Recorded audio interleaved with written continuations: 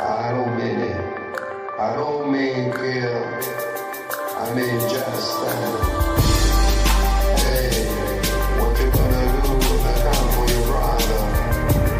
Will you stand like a bull? Stand for his brother. Hey, what you gonna do when they come for your best friend? Will you stand like a bull? Stand for his best friend. I don't mean kill. I mean just stand. I don't mean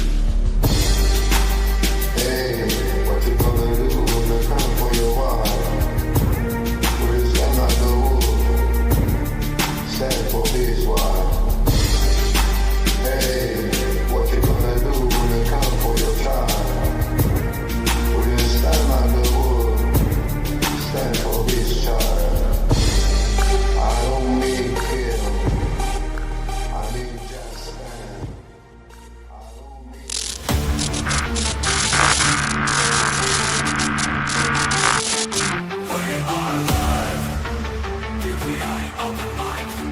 We are live. Join the debate, join the discussion. Share your voice, share your opinion. Swallow your ego, expand your mind. DPA Open Mic, free speech zone. DPA Open Mic. We are live. DPA Open Mic. We are live.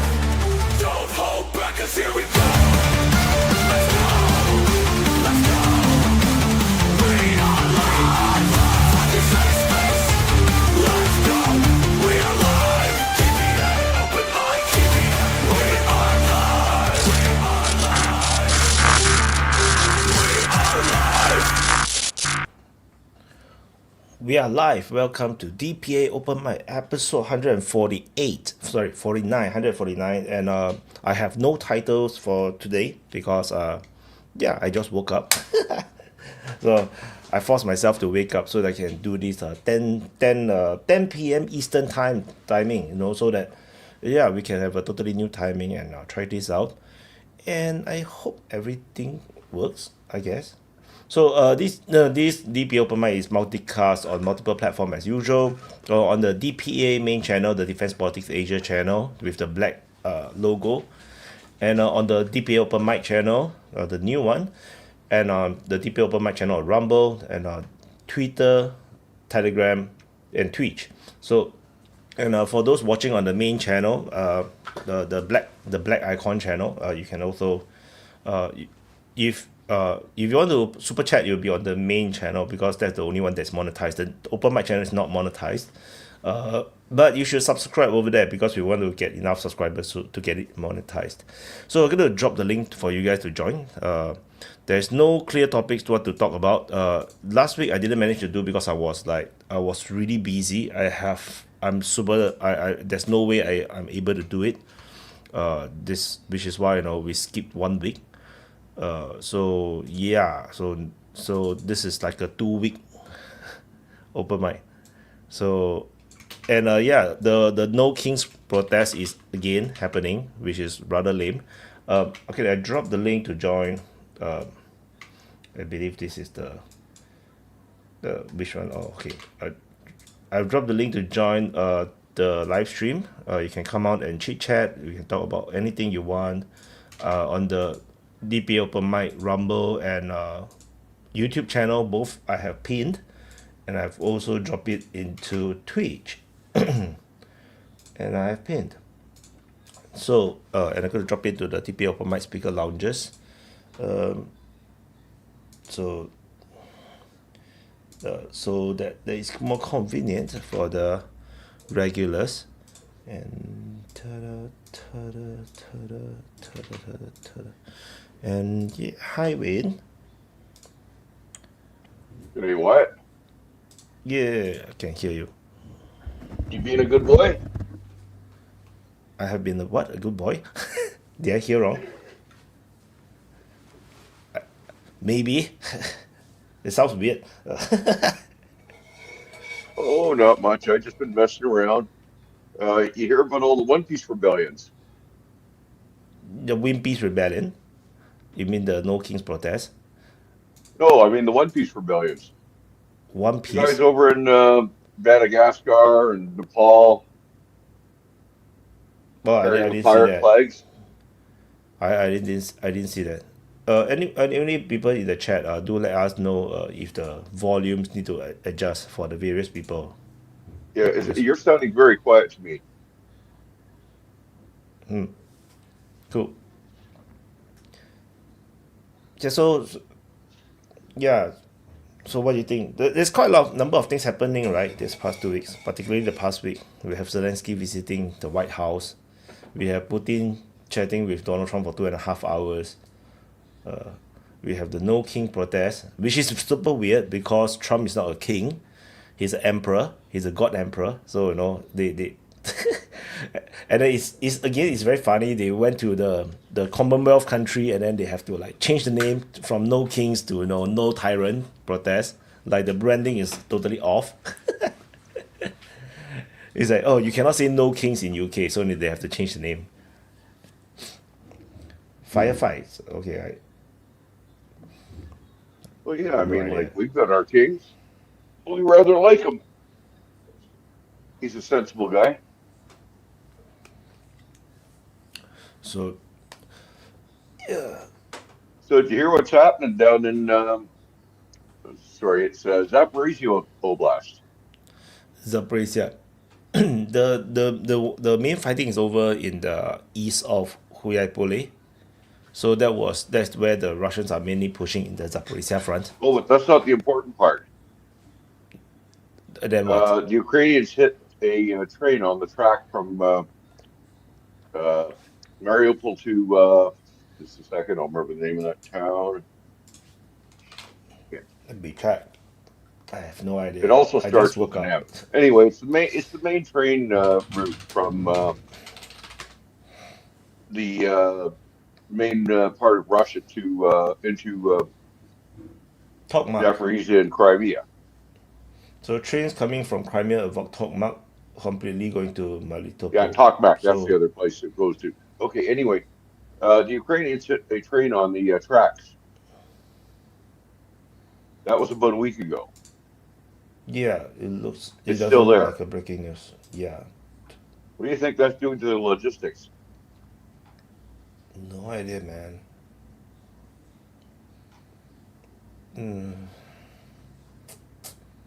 Not sure, but yeah, it doesn't appear to be big enough of a news for me to for me to realize. So that's which why the Ukraine false flag, the passenger train, missile strike on residential area, wreckage of the missiles. What is these things? I have no idea. Well, that's why you're quiet. Oh, we They have they're Solid Snake here. 75%. We have from Metal Gear Solid, the Solid Snake is here. Hi, Snake. That train, it probably caused a temporary hiccup in the Russian logistics for that area while they figured out a reroute for it. Plus whatever was on the train, if there was anything on the train that was lost. Yeah, but it's still there, Vaughn.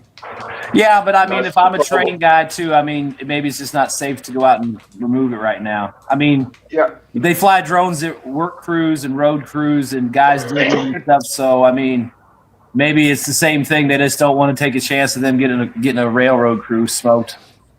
yeah. I mean, that's the only reason I think of it. That's why they're not moving on. But the point is that every minute that it's there, they cannot get supplies through. I'm sure they have other ways. It's just maybe in that particular area, it might be slightly more time consuming. But I mean, there's a lot of things that have come out. I mean, like in reference to Russian logistics, I mean, it's not in the same vein as the train, but, a lot of the Russian manpower that moves up to the line of contact is usually disembarked anywhere from 50 to 30 kilometers from the line of contact. And then those guys have to infiltrate in small groups of less than 10. So that might be another reason why the offensive takes a lot longer than it does. Like I always speculate, maybe they're clearing stuff out and all that. It might just be a matter of they go into an area, they secure it, they hold it, but the follow-on forces trickle in, so it might take a lot longer to get in there because they can't mass forces. So I saw the story. I mean, they said there's some instances where guys will walk up to 50 clicks to the front line in small groups just to avoid the drones and stuff. Now, that's obviously not everywhere in the front line, but obviously in the areas where the Ukrainians have a drone advantage or there's a lot of drones or whatever, then that's how they're getting in there. And that might be why it's slow in some of those areas, because those are the areas where there's a lot of fighting, there's a lot of drones, so they can't really shove guys in there. And when you see a big move or a big area taken, maybe that's because they finally got an edge over the drones and they were able to mass some forces and make a quick strike in and take a settlement or secure a settlement better. But a lot of times what these guys do is they'll infiltrate the DRGs, they'll secure a spot, and ideally the stormtroopers are supposed to flood in after that. But that doesn't always work out because, like in the Evil Rabbit, one of the problems they were having up there was just getting those guys up all the way through there, and you can see how long that line of logistics would have been. And a lot of it was only, I think, supplied by drones. So, I mean, logistics is logistics, Wayne. I mean, The train sucks, but they'll figure it out probably pretty quick. And who knows, they might even have a parallel line nearby that they just switch it to. But I mean, my assumption is they don't want to risk a crew working on the train. Bridge was how they were getting it there before. Yeah, but the Kerch Bridge is still there, and I'm sure there's spurs off of it somewhere that they can use still. It's been damaged, so I mean, like, how much weight can they put over it? Never mind the fact it's an easy targeting range. So, yeah, I mean, it's been shot at multiple times. I mean, it's got defenses around it. It's got the pilings around it to stop the boats and stuff from hitting it now. I mean, they can still hit the, near the structure, but they're not actually hitting the bridge. So, I mean, then you've seen the HIMARS and all that shit. It doesn't do anything to a bridge, put holes in the deck. But, I mean, if they drop that bridge, it's going to be a massive attack with lots of weapons.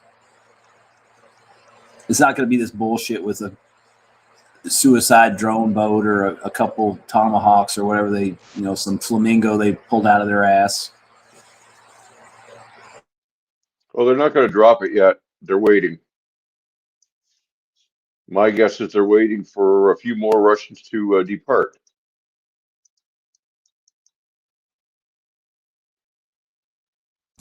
If they leave on their own, it's a lot easier. I mean, if they depart to Crimea and they blow up the bridge, it's not like they're trapped.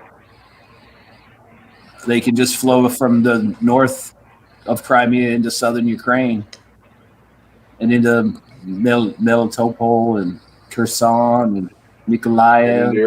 And in areas they're getting shot at regularly. I mean, they get shot at right now, and they're still. What did they pick up today? 72 today, or 71, 70 point something today, 72 yesterday.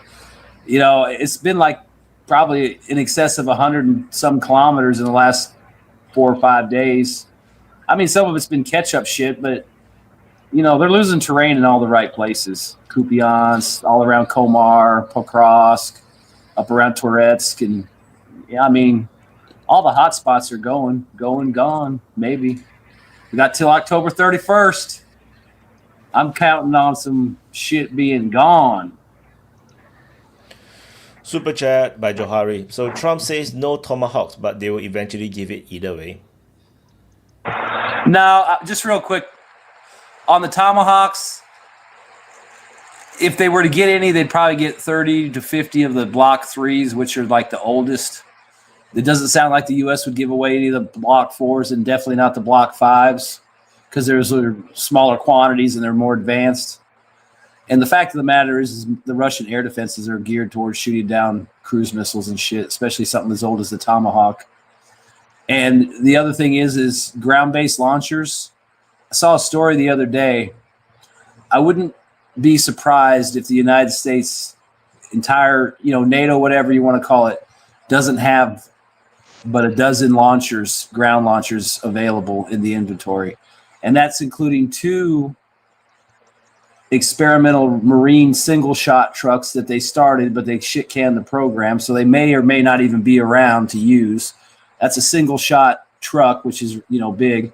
And the other one is they have a battery of a 4-shot Typhoon launcher, which looks about as big as that fucking Chinese truck in the parade with the laser, so it's ungodly big. And it's got a giant VLS 4-pack on the back that goes vertical. And there's maybe a dozen of those available. There's no way in hell Ukraine is going to get that any of those ground launchers out of that finite supply. So the Tomahawk question, as far as I'm concerned, is dead unless they're going to give up one of those ground launchers. But they're so big and easily to find and target, it would be like a one-shot thing. And maybe the U.S. wants to send it there and fire some Block 4s or 5s at Russia to see, but I kind of doubt that's going to happen. I think that whole thing was more media-driven. Maybe just some posturing, but yeah, just looking at the ground-based launchers, that's a no deal. I don't know whether they'll get them or not, but I had a really evil idea this morning. I was thinking about targeting and cruise missiles. The original Neptune Ukrainians came out with was basically naval focused. It didn't have a ground attack mode. And we've seen lots of ground attack missiles that don't have a naval attack mode. But recently, people have been adding the other mode on. It's an obvious thing to do. And I got to thinking, what if you add a third attack mode? Make every cruise missile also a anti-radiation missile.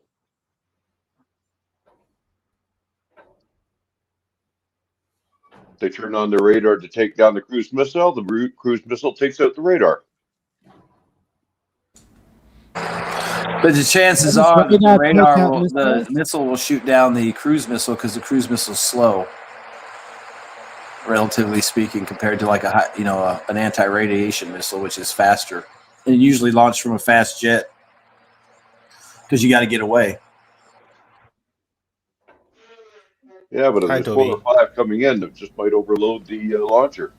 It's worth a try. I mean, yeah, it's worth a try, but realistically, if you're going to shoot Tomahawks at Russia, the homeland, you're going to have to launch hundreds of cruise missiles into the target area to hit stuff and expect to do any kind of damage. You're not going to do it with 5. I mean, seriously, even if they jerry-rigged a truck up, what are you going to do with 5? I mean, chances are if you shoot 5 Tomahawks at Russia, they'll shoot them down. You might kill Putin. You might set off a nuclear reaction at a reactor. You might actually get somewhere, Wayne. You might actually start World War III.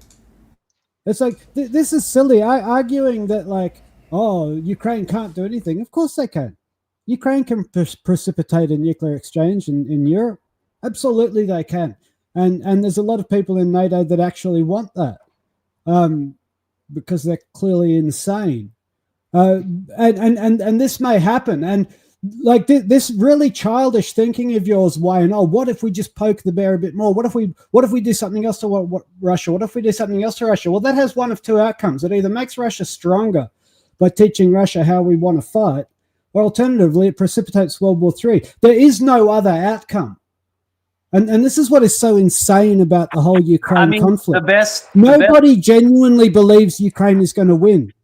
Because that's not on the table, and it never has been, because Russia is a large nuclear power. And the best case scenario is if you use those Tomahawks with American assistance, and Russia retaliates, we get off light with like an Orishnik shot at Ramstein or somewhere in Poland to as a counter to the strike by the Tomahawks, and then hopefully everybody's like, okay, we don't want to go any farther, That's the best you could hope for, but you start firing Tomahawks in there, which is a missile capable of carrying a nuclear warhead, and who's to say the dipshits in Ukraine wouldn't throw a dirty bomb in there? I mean, they're suicidal. I mean, even Trump said it, that it's clear to him that Zelensky wants an escalation, whereas they're trying to get to the peace table. So, I mean, Tomahawks it's not feasible for them to use them. They can't use them in the quantities to even affect Russia, and it's an escalation that we can't deal with. And what kind of precedent is it? So what happens if China decides to supplying their new version of satellite-guided cruise missiles to Burma, to the rebels in Burma? What if China decides to light up that theater in Southeast Asia with 10,000 cruise missiles just to see what happens? Because after all, you can do that now. So this kind of escalation in Ukraine for shits and giggles, even if it doesn't lead to a barbecued Europe, and there's merit in that, but even if it doesn't take us to that happy day, it sets all kinds of bad precedents around the globe, which is one of the things about dealing with nuclear-powered superpowers. You have to actually be careful about the precedent you're setting, Wayne. Oh, really? I mean, I'm amazed at how terrified people are of minor countries like Russia. Dude, they have thousands of nuclear weapons. Being respectful of them and worried about the potential downside of that arsenal being unleashed because of a miscalculation is probably something people should think about. And hopefully the people on both capitals are thinking about it every fucking second, about what we do to not get to the point where all of civilization ends because some dipshit wanted to save a few. It's got to end sometime, Vaughn. It's got to end sometime. The Russians don't scare me. I'll tell you what scares me is Wayne, because then we're talking about the condition of man and like the whole fall thing and the what is your soul worth. So like I'm not worried about Russia, and I figure Like, obviously there's a lot of folks that have got those nukes coming. But Wayne, you're disturbing the young people, and I wish you'd stop. I've been What are disturbing we talking about? for a long time, man. I ain't going to stop. So, like, I've been working. What's going on in the world apart from Ukraine? Trump's flying B-52s and B-2s around Venezuela, daring them to fuck around and find out, I guess. I mean, looking for a peace apparently prize. Rick Grinnell, who is a former CIA guy, I guess he used to run the CIA, or he was up in the intelligence thing in the first Trump administration. Really solid guy from what I know, even if he is a homosexual, he's still solid diplomatically and geopolitically. He still knows how to take it for America and give the opposition what they need. But apparently he had come to some kind of agreement with Maduro where he would remain in power and basically become our puppet.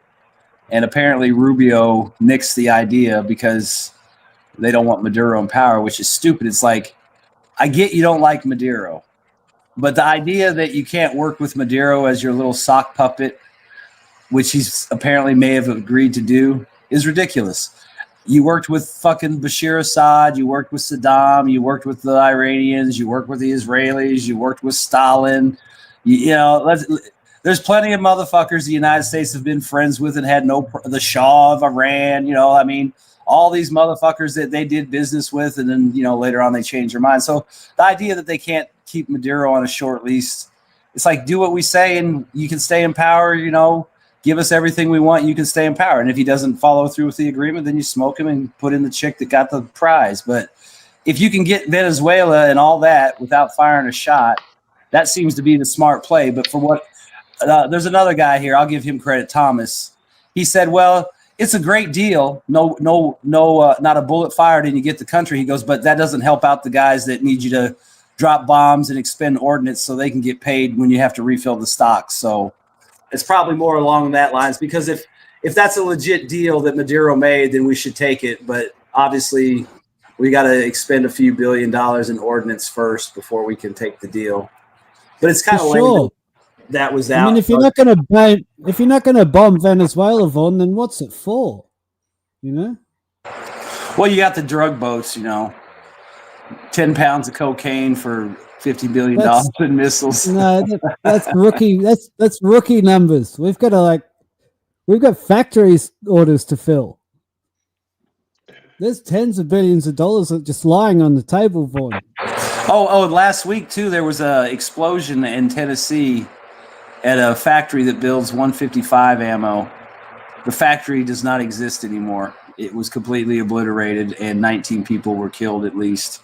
They said missing, but the idea that they said missing was ridiculous. They made earlier in the week in Tennessee, there's a factory. They make the 155s, and they make some other components, explosive components for other munitions. Their bodies were scattered to the four corners of the earth by the explosion. Yeah, it's just so we don't know if they're dead or alive. Yeah, the whole, it was like a big, tall, like silo-looking building, and now it's just like a black spot where the building was, so no one knows what happened. Obviously, if you're working with there was an explosion. Yeah, but it was whatever blew up. I mean, that building's gone, and whatever production they had out of that's gone too. So, did Trump plan on that with this big reindustrialization? We're gonna get another new bomb factory, just to replace the one we lost. But yeah, I mean, it's sad. Well, bricks and windows and all that, right? There is some truth to that whole theory of economics. Yeah. I'm just saying, but now we're farther behind because we lost. I'm not hiding, man. It's just something called nighttime, So what can I do? It's dark. There's no moon out. I don't know. What do you want me to do? You people having candles? I'll turn my lighter on whenever I want to talk. I was going to say smile, then we know you're there. Set fire to something. Create fire. Here, look, I'm Bigari. I'm Bigari. See, I got fire right here. Yeah, seen enough. Look, I heard there was peace in Israel or something. Fucking rude. Did that happen? Yeah, well, so this is what I wanted to talk about, actually, right? It was peace in Israel, quote unquote. Yeah, that's the one. Well, look, I mean, folks, he'll be here all week. That's hilarious. well, it's kind of you're talking about the Nobel Prize, right? So this ceasefire that Trump has brokered, you know, who knows if it'll hold, right? I think everybody is withholding judgment until we see if it actually holds for a substantial length of time. But suppose that it does, hypothetically, right? The 1 year anniversary of the ceasefire is going to fall about 2 days before next year's Nobel Prize ceremony. I think that Trump is going to be an absolute shoo-in for the Nobel Prize next year. On the topic of the Nobel Prize, I just wanted to say my piece on this. I think it's kind of interesting that people are treating Trump as if he's been shafted by the Nobel Committee because they gave the Nobel Peace Prize to this, what's her name? This fucking, what's her name again? I'm forgetting her name, Machado or something from Venezuela. Amy Machado. Comey Barrett. Yeah. Well, this is literally Trump's person in Venezuela. I was going to say Trump's man in Venezuela, but she's been she is the Zelensky of Venezuela, right? She's being prepared as the savior after regime change happens in Venezuela. She'll be the heir apparent. She's the pro-West candidate, the pro-US, pro-Trump candidate, and the Nobel She's Committee probably a really nice has. lady. I'm sure she's just lovely, just like Hillary Clinton and Victoria Nuland and all the other wonderful characters in my fan fiction. But all of these. The point is that the Nobel Committee has given the Nobel Peace Prize to Trump's puppet in Venezuela, and the media narrative is, haha, they shafted him because they made some smarmy comment, and they didn't give him the Nobel Peace Prize. They made some smarmy comment about how they wouldn't give the Nobel Peace Prize to Trump because he's not smart enough or uncouth or something. I mean, the fact is that they've bent the knee entirely to Trump. This is the thing, this is the whole this idea of the European resistance to Trump is so incredibly false and pathetic, on the face of it. I mean, the Nobel Committee are supposed to be these elite European technocrats that stand for everything that Trump doesn't, and yet they're completely falling in line with him. It seems to me that the day of the God Emperor has arrived, and it will be a long day. It's like yoga. It's like Europe is like yoga. You have to believe in it for it to work properly. That's my thought for today.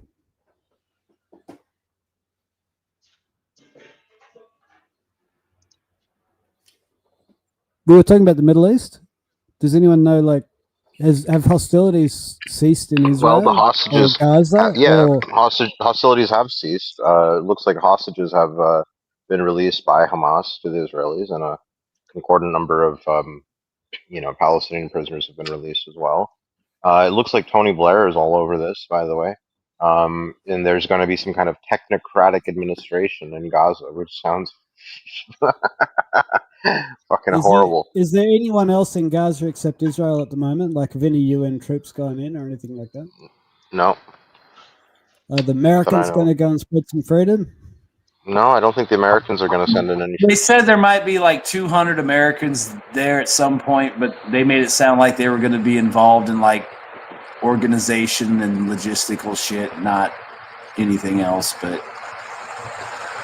we all know that's probably horse shit.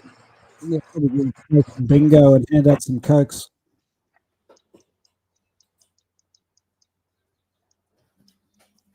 Guess we'll see, won't we? Well, some good news.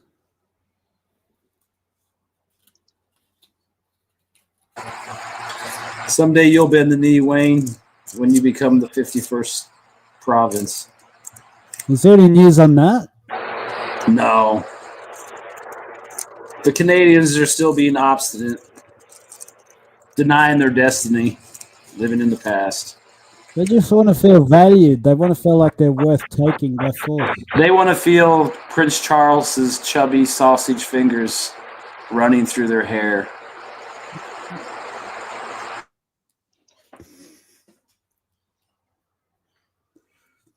Hot. Actually, no, we are still in the US I've- timing. We I've should left talk a wait bit and more about the speechless. American stuff before the Europeans come. We can talk more about the American topics. I think a lot of policy changes also, right, in United States. A lot of things. I think the big one is the best of what is it, most favored nations for the medicine and the drugs. That's a very big news, which the media don't want to talk more about. And yeah, so I think the infamous American medical cost is going to be history soon. Archimedes, what do you think? I'll believe it when I see it. I'm Very yeah. pragmatic. I mean, I hope to see. We do see it, but I don't know. I think that's kind of pretty far down the list of problems. But yeah, no, we'll see what happens with these pharmaceuticals. And then, like on the No Kings protest, I mean, me and Archimedes were talking about this earlier. I took some pictures and stuff. You know, there was a few feds mixed in, maybe a couple Antifa-looking possible little faggots, but mostly, like Archimedes said, you know, it was like really old boomer people. Yep. I even saw my mother-in-law at the end of the march. Mm. I waved at her. She saw me up in the window, and I was like, "Yeah, I'm taking pictures. I'm turning her over to DHS later tonight. Finally, after all these years, I'll get that old hag." There's ICE enforcers patrolling the streets and shit. Is that going on? No, they Oh had my god, there's two of me. they had inflatable. You know, there was inflatable people walking around in the thing. I saw the Kool-Aid man. Oh, and I was going to tell you, Wayne, some guy had a one-piece flag. So I thought that was funny you mentioned it. He had a one-piece flag. And then there was somebody with a commie flag. And then there was, you know, all the No King shit. Well, this is the thing. These people are thoroughly unserious, right? I mean, this is, you know, there is really no serious opposition to Trump with any energy from the Democrats, like there was back in 2020 when there was the BLM protests. Now those were, you know, serious kinetic protests. You know, there was a lot of monkeying around, let's just say, that was going on during that time. And there's none of that this time. There's none of it at all. It's actually incredibly peaceful. And in fact, the entire media narrative that the left is pushing is simply, you know, jerking themselves off about how peaceful they are, as opposed to, you know, the boomer con Fox News narrative that, oh, they're so violent. Oh no, we're actually peaceful. I mean, this is a really nice position for the left to be in, to be bending over backwards to say, actually, we're weak, we're ineffective, we're weak, we're ineffective. Please, please, please don't hurt us anymore. We're useless and worthless. You know, listen to this. This is from this organization called Democrats Abroad. Okay.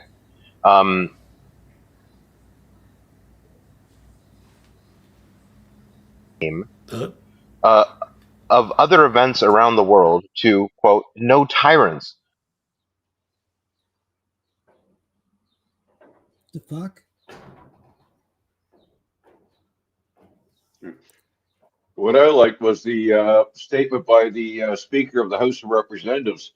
He said it was the most terrifying thing he'd ever seen. Hey, did that come through? I'm not sure if my audio is working. Did you guys hear my reading from the Democrats Abroad? No. You need to repeat no, again. you did disappear for a moment. Heck, fail, bro. Yeah, you got cut off somehow. Then Hang Wayne on. started speaking. Okay, give me a second. I have technical issues. Jesus. I'm more concerned about No Viceroy's Day than What's King's. the viceroy? I don't know. It sounds scary, though. It That's sounds So scary. I just love, you know, the Speaker of the House of Representatives being absolutely terrified of the protesters. I'm pretty sure he was probably being sarcastic. Naked He bike was ride. probably being sarcastic when he saw those protesters with walkers and shit. You know, Pokemon and One Piece. Yeah, he was No, terrified. it was the naked bike ride he was upset about. I Yeah, well, kind of this is the feel thing, like right? they're very upset. Oh yes, we're gonna make the Republicans upset by showing them how weak and pathetic and and hilarious we are, right? And this is what the Democrats are trying to do. They're trying to show themselves to be as as pointless as possible. So go ahead I and feel like let me a just read this out. viceroy. Hang on, before I'll you just do, I was just going to say, I think a viceroy is what happens like when you miss out on becoming a duke, you become a viceroy. That's I think that's what that is. right. Super chat by Johari. Vaughn, how's the government shutdown affecting people? Oh yeah, that's a good question actually.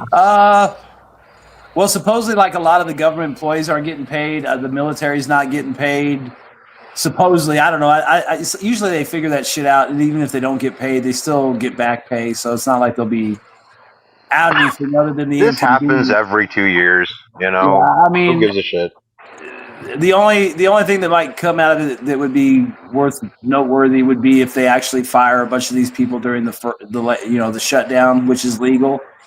And he's already tried, but a judge stepped in, so now they got to go through that bullshit before he gets told he can do it. So, maybe we'll lose 10 or 20,000, maybe 40 or 50 if it's really good. But I wouldn't put it higher than 50,000 layoffs if he pulls this off.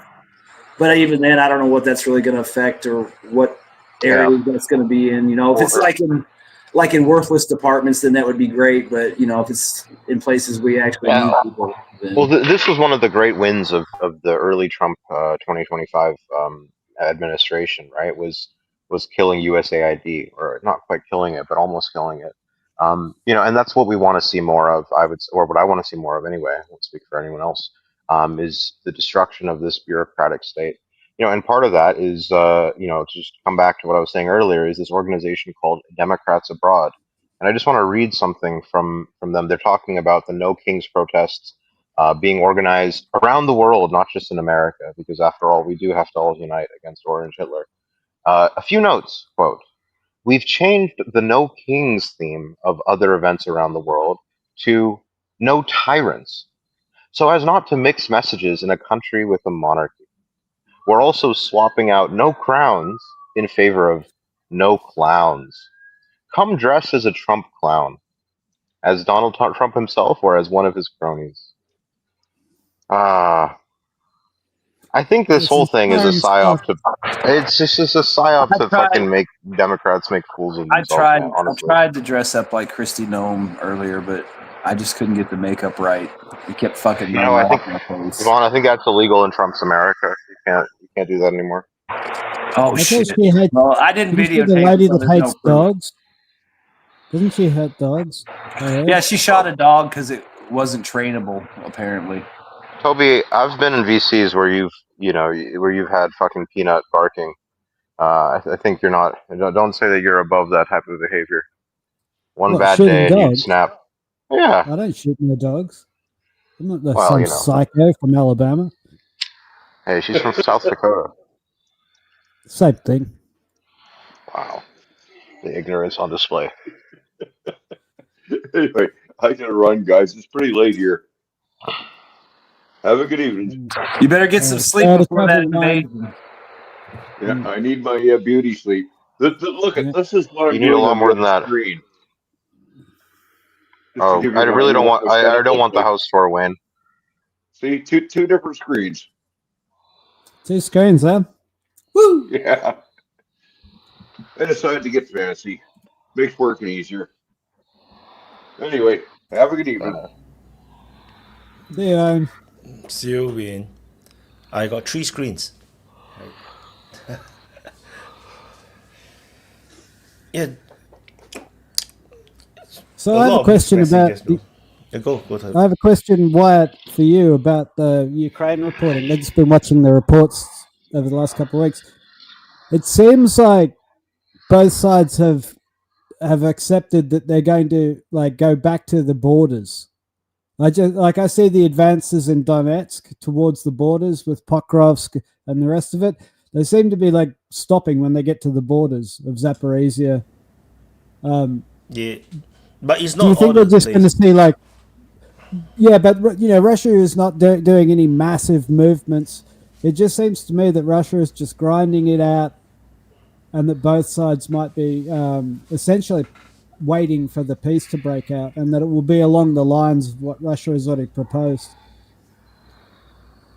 Yeah, I that's the feeling I get as well. It's like there is this consideration on the back of the mind. Like maybe the war is going to end suddenly, so you don't conquer places that is not necessary. So but then in certain places they still invaded into the Dnipro-Petrov region. So I think then other parts, they follow the border of Donetsk very closely. So it's super weird. It's like it's just not a normal war. Like it's really like what they say, special military operation. It's like there's a very specific thing that they're trying to do, but it's really unclear what they're trying to do. So like Attrition. that's what the Ukrainians say too. It's super funny when I read the Ukrainian, the pro-Ukrainian narrative.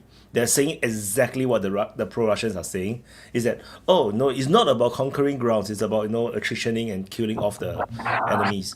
Well, did you see History Legends' last report about the attrition warfare of this year? I guess from like Kursk to now, and he said that the casualty rate between the Russians and the Ukrainians is like basically 1-to-1, maybe like 1.1 or 2 to 1, slightly in favor of the Russians. So but he was also saying like last year the Russians would lose 10 men per kilometer advance. This year it's down to 5 men. So they're taking less casualties to get the same amount of ground. And it's just more the signs of just how scattered the Ukrainian army is, because it's obviously what's going on is they're finding these spots where the Ukrainians are weak and putting the heat on them, and then it draws them in from other places, and then those places open up, and you can see the whole. I mean, you got Komar, you got the Hulapole area, you got Pokrovsk, you got that whole Toretsk area, Seversk, Kupiansk, Liman, and Yampol. I mean, look at what happened in Vochansk too. I mean, that picked up big time the other day. So, I mean, even that, I wouldn't have thought that was, likely to give that much up all of a sudden. So who knows? But I mean, there's a lot of places the Russians are picking up ground. I mean, a lot of people say, it's not a lot. But it's key pieces of terrain that they need to get. It's like, yeah, they only took a couple tree lines, but you look at the tree lines they took, and it's like, they're working their way around and up or down and around. It's like they don't have to go head on. They just go around everybody, and then you get caught in the impossible salience. And I mean, you got to look at – I'm wondering what's going on with Kupiansk on the east side, because those guys are getting pushed down from the north and east and in the east and the southeast, not as much from the south, but it's like – they really can't cross back into Kupiansk on the west side because the Russians are pretty much sitting on that bridge. So I assume that's cut off, and that's not an access route. So, I mean, what's going on the east side? Are these guys slowly dropping southwest back out of that pocket to get south of, Kupiansk before the west side falls? Because I don't see them getting across the river anywhere around Kupiansk proper. And that salience, once they get that bridge, I mean, or if they take that west side of Kupiansk, let's say another kilometer south of where they're at right now, I mean, that's kind of a wrap for the east side of the city. I mean, I guess you could stay in there and fight, but then you got to worry about getting cut off from the south, because you can't go east, you can't go west anymore, you can't go north. It's only really that southern way out. And I wonder if I mean, I've heard stories of them saying they've authorized the evacuation and withdrawal of troops, but I don't know if that's going on down there or not, but that seems like something that should be happening, but I don't know. I saw Odessa got put under martial law too. Zelensky said the mayor is like a closet Russian or something, and so there's obviously like a lot going on politically inside the parts of Ukraine that aren't on the front line, because that kind of came out of nowhere. But it makes me really wonder what the public sentiment is like throughout Ukraine, because obviously in places like Lvov it might still be quite rosy, but if Odessa's being put under martial law, I don't imagine Curzon would be all that happy, or Kharkov or Sumy. I saw something too, though. Somebody was saying that The Russians may, I think it was the Ukrainians were claiming the Russians might try to do some kind of amphibious assault, which I don't see happening. I mean, I can see them getting prepared for the defense of Odessa down the road, but even right now, I mean, unless they're that worried that, they want to go ahead and militarize Odessa now and just, have another 6 months to a year to get ready. I don't think the Russians are going to precipitate. I don't think the Russians are going to precipitate any large-scale military action, and the reason is that the narrative that they have to push in this war is to win hearts and minds in Ukraine. They can't have some kind of bloodthirsty ethnic hatred that leads to the eradication of folks, because there's too many cultural and family ties between Russia and Ukraine. And they'd be perfectly well aware that people are being conscripted and fed into the meat grinders on the front lines, and killing them doesn't really do anything for Russia. What advances Russia's cause is killing their ideological enemies. So people who take money from NATO, people who are usually in the back lines, people in the SBU, the oligarchs that profit from the alliance with NATO. So that's a very intelligence-focused war. They're not going to break out a large-scale conflict on the front line, which would lead to, significant civilian and troop casualties. I don't see the incentive, and it would harm the narrative they're trying to push, that they actually care about the loss of life. And the other thing is, if and when there is a political settlement, all those young men in the trenches on the Ukrainian side are going to be required to go and work either in the fields or in the factories, because otherwise occupying Ukraine and managing Ukraine as a going concern becomes like a real problem. Because it's one thing to win a prize, but if your prize is a chemically irradiated wasteland with nobody in it, full of weeds and empty mines that are leaking and infrastructure that's decaying, and you haven't got the manpower to staff that, so like what happens then? It becomes like massively costly to upkeep it. It doesn't become a productive asset. So I think Russia are looking towards a political settlement where all of those people in the Ukrainian trenches actually go to work as part of the redeemed Russian Brotherhood. I'm not saying this is going to happen or that it's a righteous thing or anything else, but this is the Russian win condition: is that they actually start they regain economic control and profitability out of that part of the world. That's not going to happen if you just have these massively costly battles that involve the huge loss of life and casualties on both sides. So I think Russia are playing politically, and I don't think their objective is to kill large numbers of people. I think they'd like to kill very specific people. But I think that's more of an intelligence operation than anything else. You look at the situation in Ukraine, you see the way that, look, Russia's problem with Ukraine has not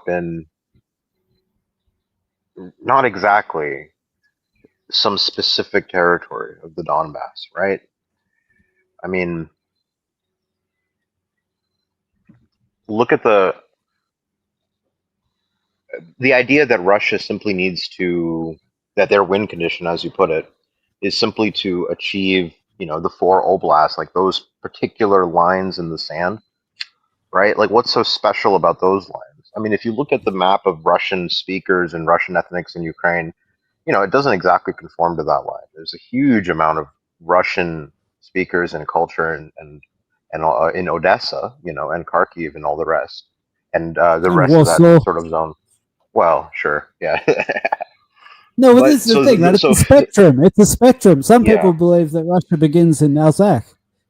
So what I'm saying is that the point is that ultimately the Ukrainian identity itself, is sort of deeply connected to the Russian one in a way that the Polish identity isn't. Not even in the same way, right? Even the Baltics. Well, you don't think so, huh? But I think Ukraine, if you look at its history, is more deeply connected to Russia than the others. So it's not about just taking these. Yeah. If you made a poll, take the super chats to you on Rumble. Say, Toby, I agree. Of course you do. No, so here's the thing, Archimedes. if you meet your average Pole, sober, drunk, whatever, right, just in the street, and he's polishing along, does that strike you as like a German or a Russian? If you had to like lean As a, one way or the other. as a Pole, nothing more, nothing less. No, It's truly an independent Pole you're in the so multipolar evasive. world, You're man. such a sneaky man. Come on, just like tackle this head on. Be brave. Like, Is he more of a understand what Russian or I'm- more of a German? Is that what you're asking? What are you vibing? Like, Yeah. are you feeling? Are you feeling Mother Russia, or are you dude. feeling like Vibe-wise, spirit? Poland is 100% within the fucking Slav squat, fucking Suka Thank Bliat you. fucking side of Europe. Thank It's you. true. Except instead That's of all I'm Suka saying. Bliat, it's I'm not saying Kurwa. You know what I mean? They're I'm not saying Slavs. it's It's good or true. it's I see what bad. you're saying. I'm Like just saying. Yeah. they're poors from the eastern side of poor. Europe in general is very poor, but Eastern Europe is especially poor. I mean, the commies were Yeah. fucking brokies. You know what I mean? They didn't know how to party like we did in Well, they America. might not love money as much as your people, Archimedes. That's all I'm trying to say. And what do you mean I your wouldn't say that. people? Well, they've got forests. They've got swamps. Last I heard, it was your people who love the money the most. Being What? part of the IAJ, the What? indigenous The what? Slaves of Australian, Australia. the indigenous Australian Jew himself. Yeah. We love money, Well, I don't know if that's regardless. Not as much as the Ukrainians, right? And this is the story with the Ukrainian Oblast, man. It's not about the territory, right? It's about the nation of Ukraine. It's about the state of Ukraine. Whether the state of Ukraine is in the western camp or the eastern camp, right? Poland is culturally right in the eastern camp, okay, because of the 20th century and because of the history before that. But but politically, they're absolutely, economically, absolutely in the western sphere of influence, right? Right now, they're on Team West. They're on Team NATO, and Ukraine. If Ukraine is to join Team NATO, that is the thing, the outcome that Russia, I believe, fundamentally wants to avoid. It doesn't exactly matter what the lines on the map are. It matters whether Ukraine is really part of Team West or not. And so, what this will require, in order for Russia to have a win condition, is for Ukraine to be broken up into two independent states, quote unquote independent states of West Ukraine, East Ukraine, if you will, or Ukraine and Ukraine if you prefer, just like Korea and North and South Korea. You have these two Ukraines. One of them is Western, one of them is Eastern. That's what has to happen, I believe. It's not about the territory that Russia annexes directly. Ultimately, there needs to be a split in the country. Could we call the Lvov region Galicia? Could we do that? Well, I think it's going to have to be either Galicia. Well, I think it's going to have to be Ukraine. Realistically, it'll be called Ukraine by the West, and the other side will be called the unrecognized territories that are temporarily occupied. If you by the don't Russian call forces. it Galicia, then you lose the opportunity of reminding the world that Poland basically grabbed all that land off the Austro-Hungarian Empire about 100 years ago.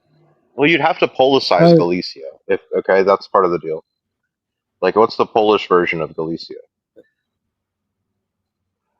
Well, that's Ukraine. Well, the word, right? If you say it in Polish. Galicia was the province that encompassed Warsaw and Lvov when it was part of the Austro-Hungarian Empire, right? So that whole region of southern Poland and western Ukraine was a province called Galicia, and it was an interesting province because it had Catholics in Warsaw, and it had Orthodox over in Lvov. Warsaw was much more urban, more developed economy. The area around Lvov was very rural, agrarian. It wasn't highly developed. The Mongols had kind of kept the whole of Ukraine depopulated for so long. There was no real size of anything. But it was a really staunch Orthodox population in one half of Galicia and Catholic Polish in the other. And when the Austro-Hungarian Empire was broken up and Galicia was just, dismembered at the end of the First World War, the Allies, using their new client state of Poland, grabbled up a good part of Galicia and tried to get all of it.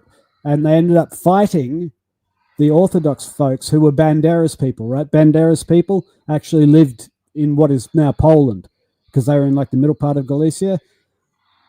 And all those Orthodox folks got sort of like ethnically cleansed out of there as the Polish moved in, hence all the bad blood between Poland and Ukraine today. Well, the Ukrainians got them back from there.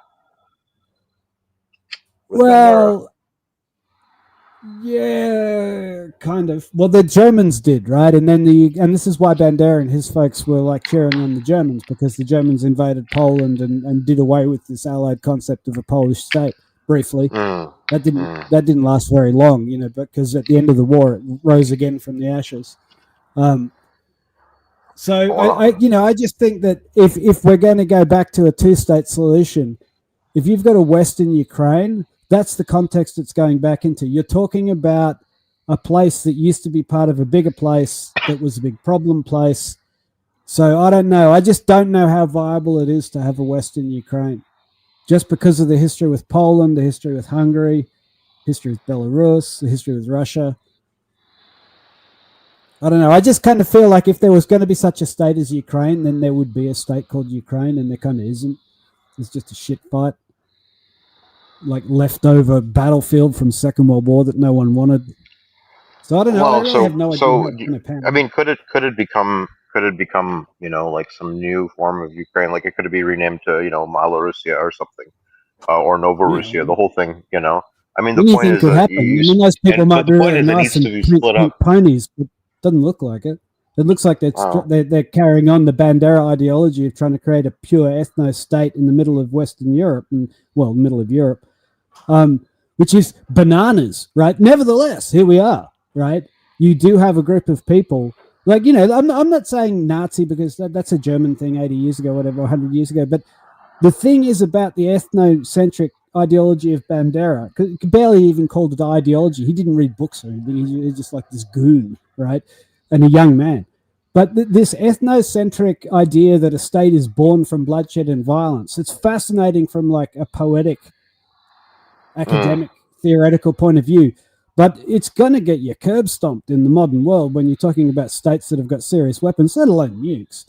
So the whole thing is just very I don't know. I don't really take Ukraine seriously as a state because they're attacking Russia and they live next door to Russia and they don't have nukes. And so I can reason my way to the outcome of that, and it's not very good for Ukraine. So, like, it doesn't seem like a serious place to me. Fighting Russia without nukes when you live next door to them doesn't seem like a very good idea. It doesn't seem like a thing a serious person would do.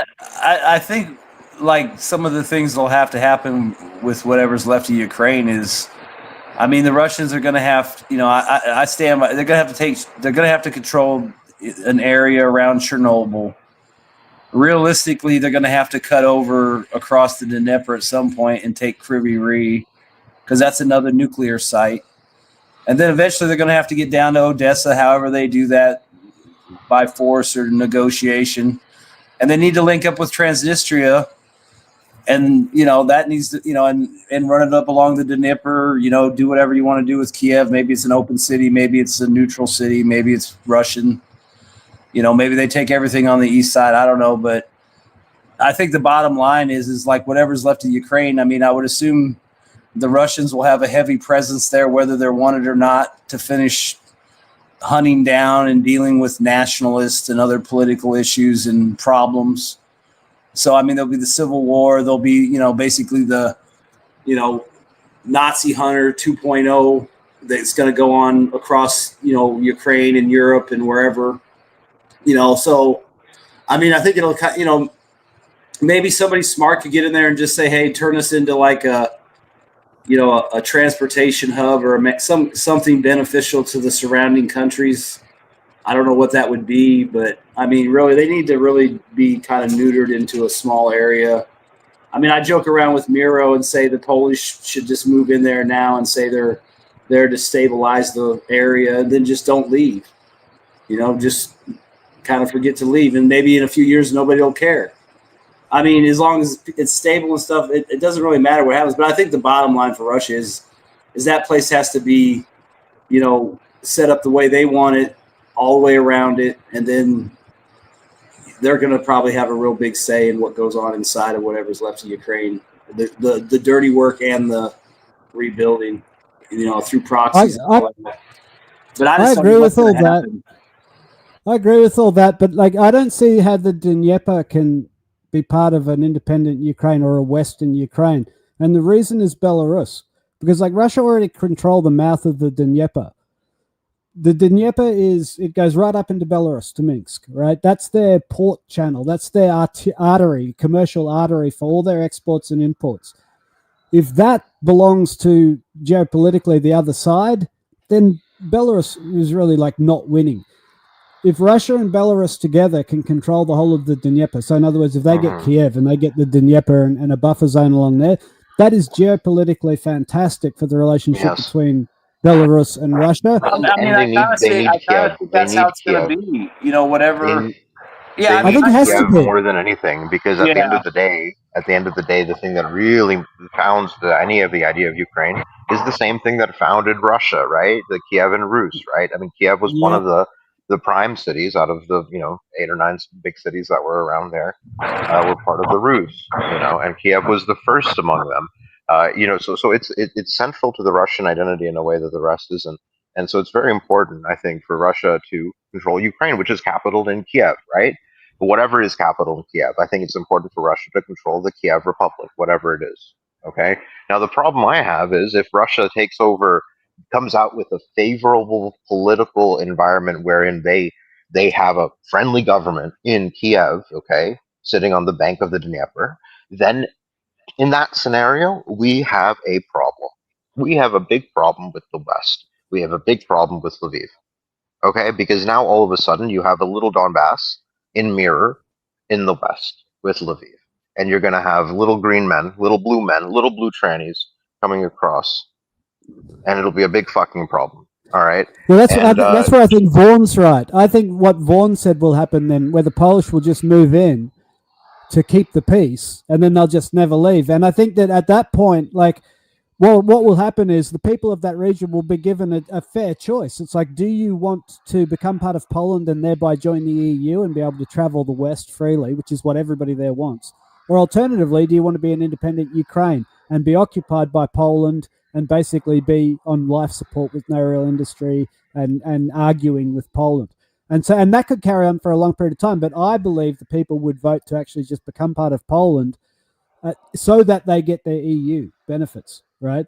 And I think Russia could live with that. Russia could live with Poland taking Lvov and the surrounding region, as long as Russia and Belarus get the Dnieper. Mm-hmm. And I kind of always feel this way too. I kind of feel like the realistic border is Russia gets everything east of the Dnieper, all the way up Chernihiv, Kharkiv, all that. I don't know how that's going to play out, how that's going to happen unless they drag it out. But I just feel like they have to have that. I think it's more likely. And then they have to have Kiev, and then they need to get probably a strip along the Belarusian-Ukraine border that encompasses Chernobyl and and just really squash that territory down and give everybody the buffer they want. 10 kilometers, 20 kilometers, whatever the hell you need to do to keep people the fuck away from your border. And then, make we got a DMZ. And so you're saying that the western side of that border is going to be Western aligned. It's going to be under NATO control. I mean, I kind of feel like for a while it's going to be kind of chaotic. Well, there's 2 different borders that we have.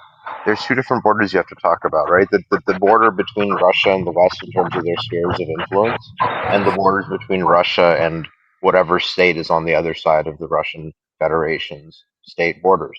I think the most likely outcome is that the Ukraine, which exists today, which as a state was inaugurated in '91, as a successor to the Ukrainian SSR and so on, that Ukraine is going to continue and it's going to carry on, but it's going to cede, right, the 4 oblasts to Russia, and it's going to cede the 3 oblasts in the west to Poland, but it will continue on as a sort of Belarus, right? It'll be under the Russian sphere of influence. Otherwise, what are you proposing? Are you proposing that Russia annexes the entire territory and then cedes 3 or 4 provinces in the west to the Poles? Or are you suggesting that a Ukraine continues as an independent state under Russian auspices?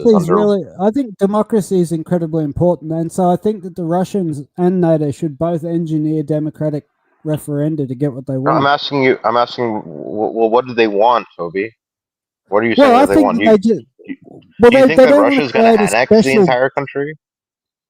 I don't think they're going to take Lvov. Well, do you think they're going to annex the other 15 oblasts? Well, or do you think they're only going to annex the 4 oblasts? that's a nasty, harsh word, annex. I'm talking about having a democratic referendum respecting the will of the people. Right. In order to do what? In order to continue the In state order to as it annex the is? thing. In order to annex. Okay, so to Yeah. annex, right? Yeah, but Whatever. like, If you want to do it, I don't care if you use a let's not, referendum. That's let's fine. not be like Wayne. We can talk. We can Well, talk okay, look, nicely so about it. fair. So you annex the thing, right? One way or the other. Democratically, with Yeah, democracy. but you think that's the Democracy most likely shit out. scenario? Yeah, I mean, for sure. Everyone's going to make it look like democracy, and it would be so easy as well. to join the Russian Federation, all of these central Ukrainian provinces were. I think that's very Absolutely. unlikely. I don't think the Russians want that. They don't want to take. I could see more like what you're saying, like a Belarus situation. I just don't know how long it would take to get to that because I just assume the Russians would probably be game for that, having like a little Belarus puppet state. The problem we haven't is seen that in Donbass. Hold up. The thing I see is the problem is how many governments are they going to have to cycle through before they get the guy that they want to do that? Like Lukashenko. I mean, I kind of think that would be the ideal way to settle it too, but I just don't know how. You find your Lukashenko during the war, fucking idiots and in the West, and then you bring them. Well, I'm just saying you got to worry about the EU meddling and NATO meddling and the US.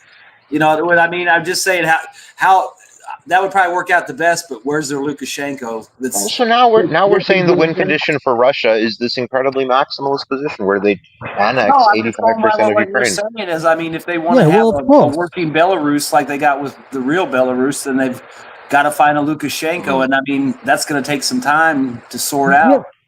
Archimedes, you're such an imperialist pig, man. It's like this in the Soviet Union they had the whole thing, and you're talking about like a maximalist win condition that they only end up with 85%. That's like losing 15% to the hated Polish. You see, you're counting your chickens and so forth when you've only got eggs. You already think Zelensky's won. In your mind, the West gets everything. It's disgusting.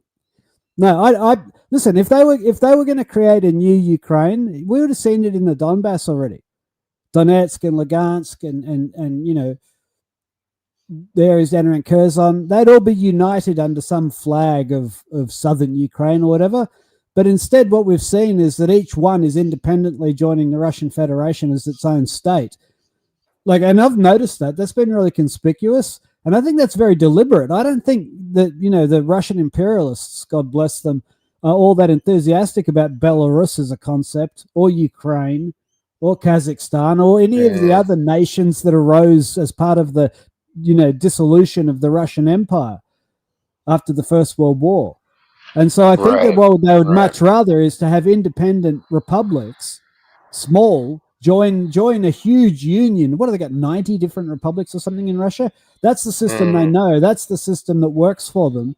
I think they'll continue to do that. I don't think we're going to see like a surviving Ukrainian state within the Russian Federation. I mean, that's fine too, Toby. But I mean, either way, I mean, yours or Archimedes' vision. I mean, I see the biggest problem is finding the Lukashenkos to make those happen consistently, and guys that are going to stand up and be there long enough to get this project off the ground. You know what I mean? Yeah. Because that's going to be, it's not going to be just the 4 oblasts. It's going to be 8 to 12 oblasts probably. So right.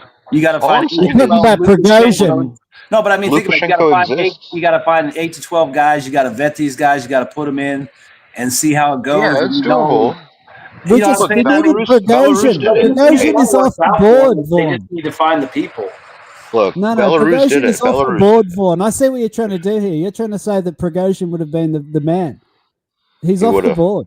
You've got to let it go. He would have. Well, you never know. Maybe he's waiting for this to settle out, and when he's going to run for president of Ukraine. In Namibia. Remember, he said he was going to be the president of Ukraine, or whatever the fuck he was saying. Yeah. Maybe he's just waiting for his stuff coming from. Prigozhin did give a pretty prescient, timeline back when the Battle of Bakhmut was raging. Yeah, I think he gave it to 26. Like what? He said that the Donbass would be taken in 3 years from that point, which is, January 23. He's talking January 26 is when that'll be when the battles of Kramatorsk and Sloviansk will start, I think is what he said. and then it'll take another 3 years to take Kramatorsk and Soviets. I think I'm getting my numbers wrong, but it was incredibly prescient, and his wisdom lives with us like Nostradamus. R.I.P. Prigozhin. Do you want to say some words for Priggy? Go on. No words. His reputation precedes him. Post dates him as well, but yeah. No, I'm sure he's fine. Yeah. What? I have some good news. I finally able to change the open mic channel, the new open mic channels, the handle to DPA Open Mic. Previously, I wasn't able to change because it was stuck to the old channel. So I changed the old channel to DPA Open Mic Archived, and then the new one has DPA Open Mic New. So now I managed to change it to just DPA Open Mic. So I get back the handle. So anyway, for those that are subscribing over to the new channel, you need 5 minutes as a new subscriber before you can chat in the chat. Yeah, Fightback was asking. Yeah, sorry. just some news, just some admin news. It's a pain to do this migration. Yeah. Well, I think the open mic is it's a lot like Evgeny Prigozhin, who died in that helicopter or that plane. It was hit by a missile, by YouTube, and we crashed. But we live on in the woods, scrabbling and scrounging, performing surgery on ourselves, becoming more beast than man. But eventually we'll return right on time, crawling through the irradiated wastes of Chernobyl to arrive in Kiev at the very moment of decision and crown himself, as the new viceroy of Kiev. Imagine how insane that will be. When Zelensky was taken out or something, then they need a new Ukraine president, and Prigozhin just appeared. And he didn't die. You'll be like global news, man. You'll be like global news. And he's just fucking jacked, like he's just been working out for 8 years, Then after that, he slimmed down, right? Then he got a 6-pack and everything, Then after that, then a few months after he sort out all the shit, he'll be welcomed, just like the new Syrian president. The former terrorist is now again welcome to the White House and then shake the hand of Donald Trump. It was like, I don't know why we can't have this, because AI should be able to generate a digital Prigozhin, and that's all we need, right? We don't actually need a flesh and blood dude. We just need the idea of the man, the great man, and we need a digital presence and sports drinks and T-shirts and merch. Just do a hologram. I think that must be the reason. Hologram. I think that must be the reason. Priggy onto your phone, he'll talk to you and stuff, and give you good advice. It must be the reason that Russia is taking so long to win this war, right? They're just waiting for the AI tech to catch up to the point where they can produce I'm disappointed AI that they don't have it. Prigozhin. They should be able to give it do that. 5 years. If they're going to be a we'll superpower, they should be able to do that shit. I'm sure Trump could do that. Trump's probably already got an AI Prigozhin, and maybe he could negotiate with that. But yeah, I feel like Russia should have, definitely a digital Prigozhin. Why not? It's not like you need the real flesh and blood. Why? It'd be funny if you started a fucking DPAI open mic channel and saw if it did better than this. Because it might.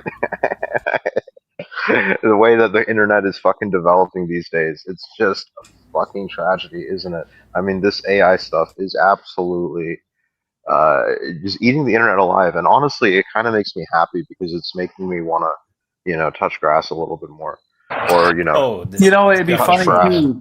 Like if it made if it made images of the actual panelists, they would all be like a blend of. It's like that kind of looks like Candace Owens and Nick Fuentes.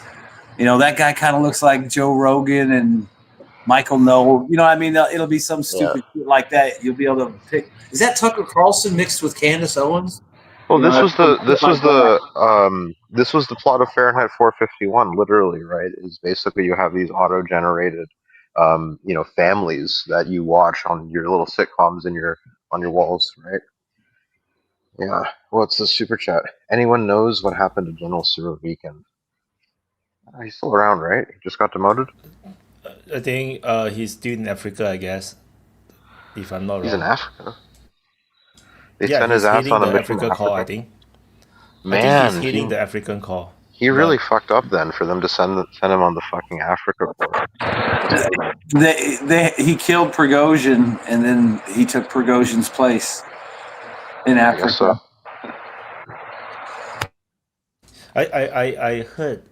I heard from history legend. So he visited Morocco like months ago.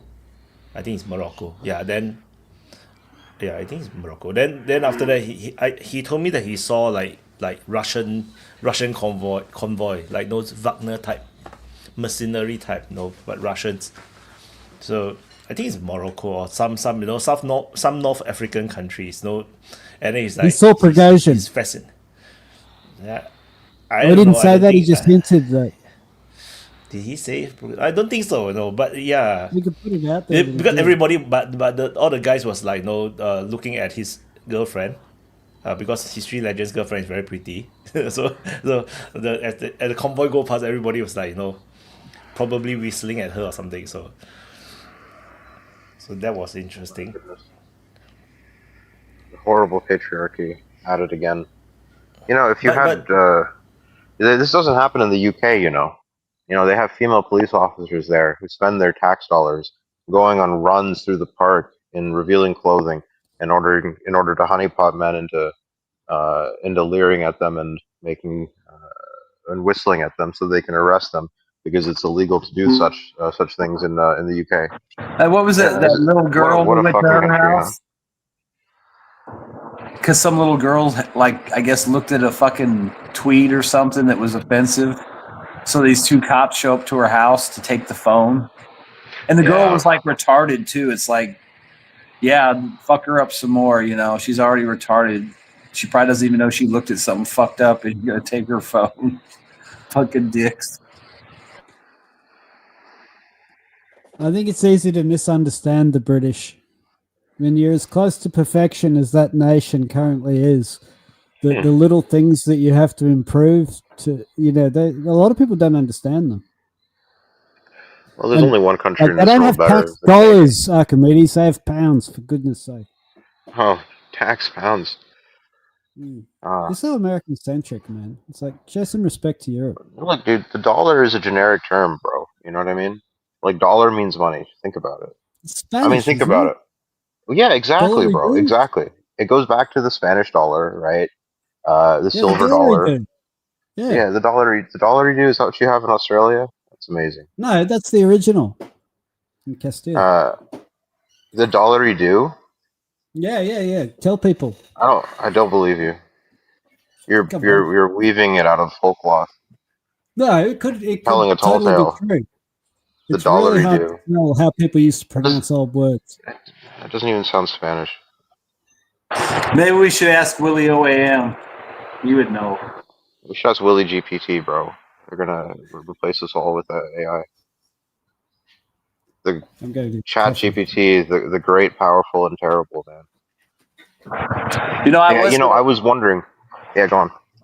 Oh, I was gonna fly my drone today during the No Kings protest, but I went up on the roof to launch, and I kept hearing the telltale sounds of a drone, and I'm looking around, and I finally spotted the cop's big ass drone, basically flying exactly where I was gonna fly to go watch this shit. And so I was like, well, I guess I ain't going up.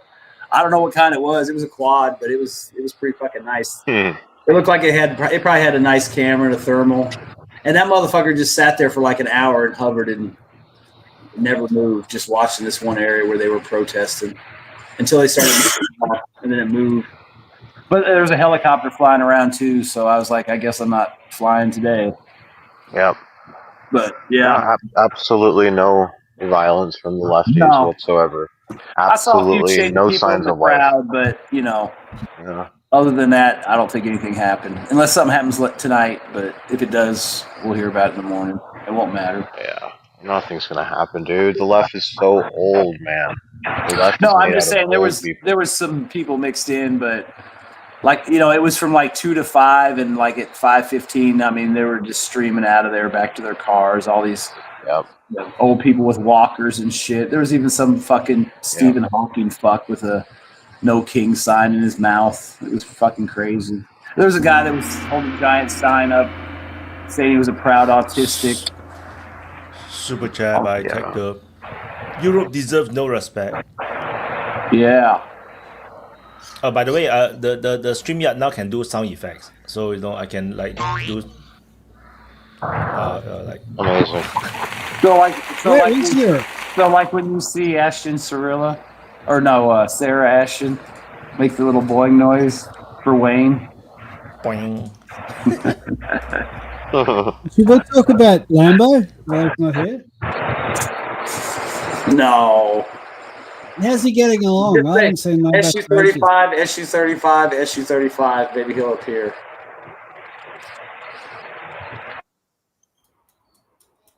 You should send your drone to take down the police drone, man. Let them train, You know what? modern It's funny, air-to-air drone it's combat. funny you say that because I actually thought, I could fly up there and knock him out. But then I was like, I lose my drone, so no. So what is the most effective? I turn it on my remote control, and I'm like, what if I turn on my remote and I can start fucking with it because I'm right next to it, and they're off somewhere else? I would assume they have a closed connection to it since it's law enforcement. But I was like, nah, I'm not, because he was like hovering almost right above me, and I zoomed up, so I know he wasn't looking at me. But I was like, he might not be too cool if all of a sudden there's another drone up there. Hey, buddy, what's up? I'm your little brother. Get the fuck out of here. I'm pretty sure it wouldn't be friendly because it's like kind of restricted airspace. So, no. Then you're gonna have police knock down your doors, They will like smash down your doors. Police! Yeah, exactly. There'd be some It would guys make sense fast to roping. capture them. It would make sense to have like a way like to shoot a net at them to capture the police drones and then bring them home. No, because they got a GPS tracker on them, so they'll find you. Well, what you should do, Vaughn, realistically, is strap a fishing rod to your drone, and then dangle on the end of the fishing rod a donut, and then take your drone, fly it above the police drone, and dangle the fishing rod with the donut in front of the police drone. That would be funny as hell. I wonder what they'd do. Maybe they'd let me go because it was so funny. That's the best. Well, you'd have to give them the donut, and maybe buy an. Fly over there and drop it off. Then you'd be all right. Yeah. Yeah, but I mean, I'll tell you what. That's with that drone, though. It's like that shit's crazy, and I mean, if you're trying to kill people with it and going on one-way trips, I mean, I wonder how long. Definitely the delivery system of the present and future. Yeah, I wonder how long they're going to remain legal to own them. Yeah. Because they're basically like the handguns of the modern age.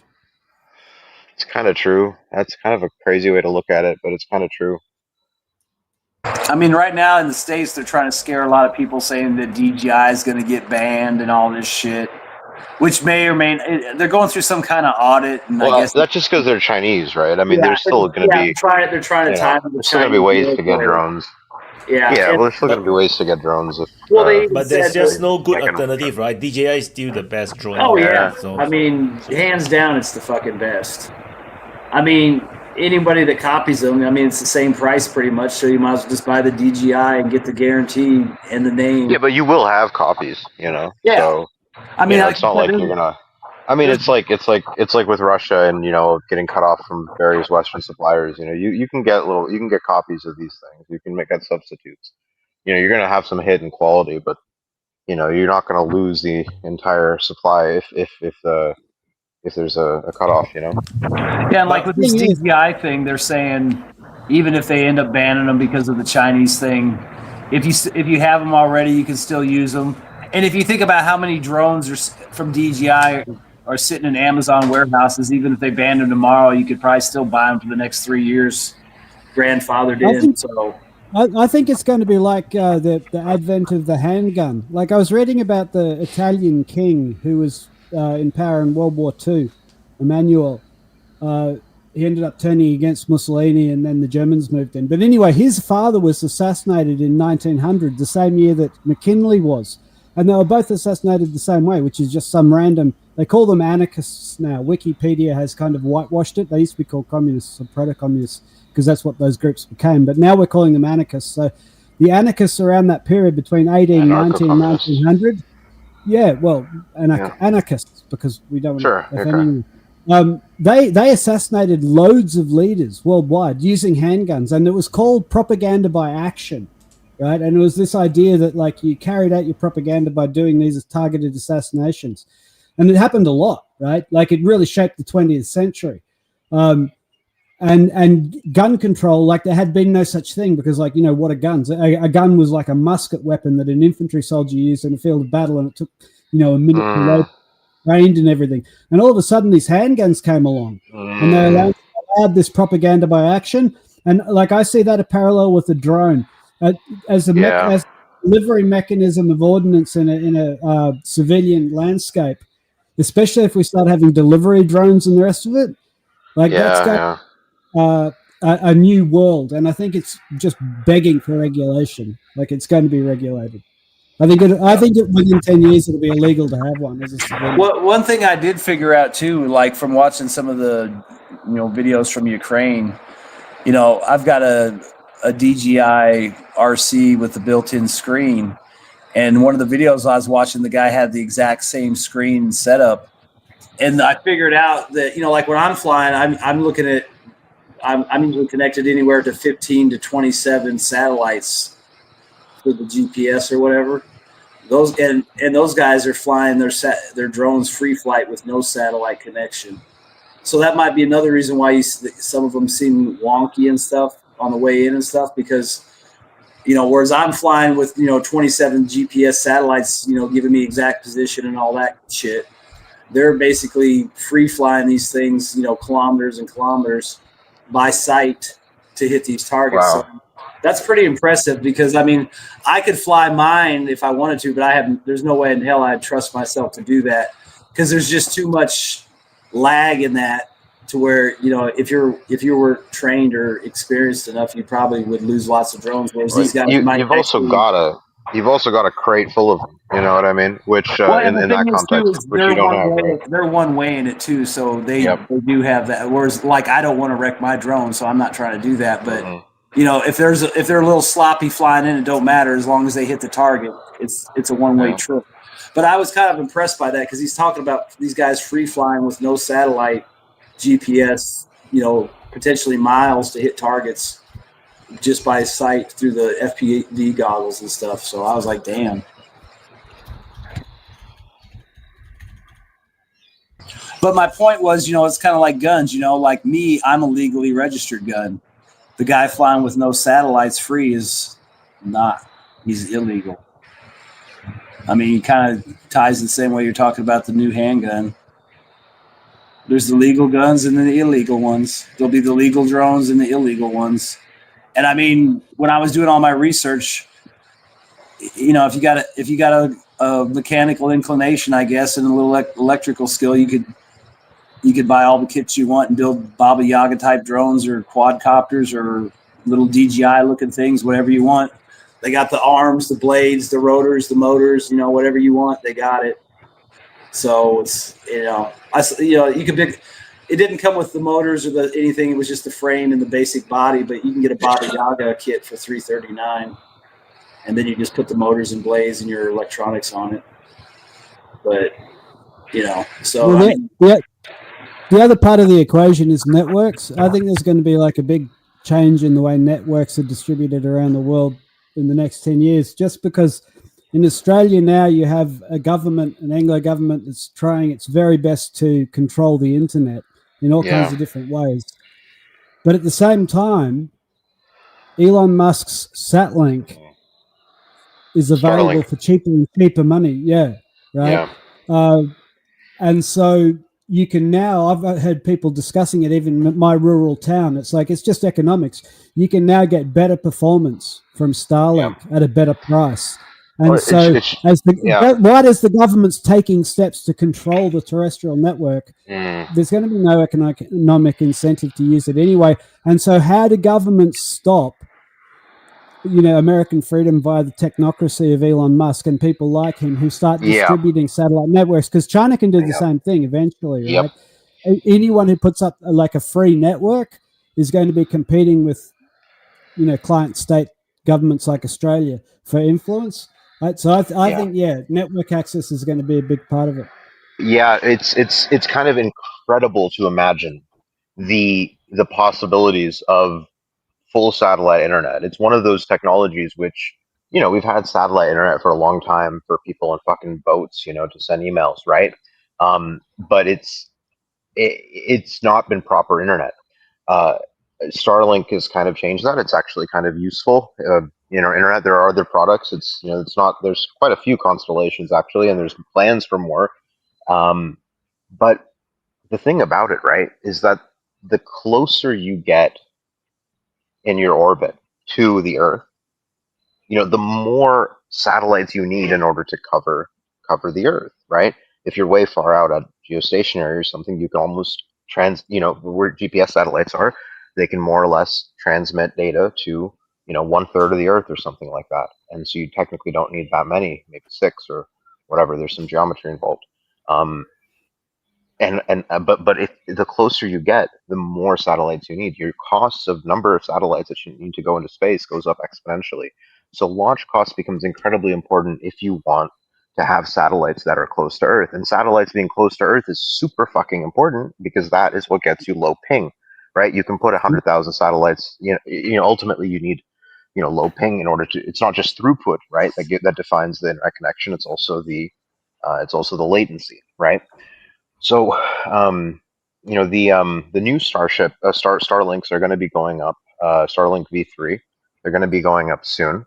They're much larger. They're going to be going up in a lower orbit as well.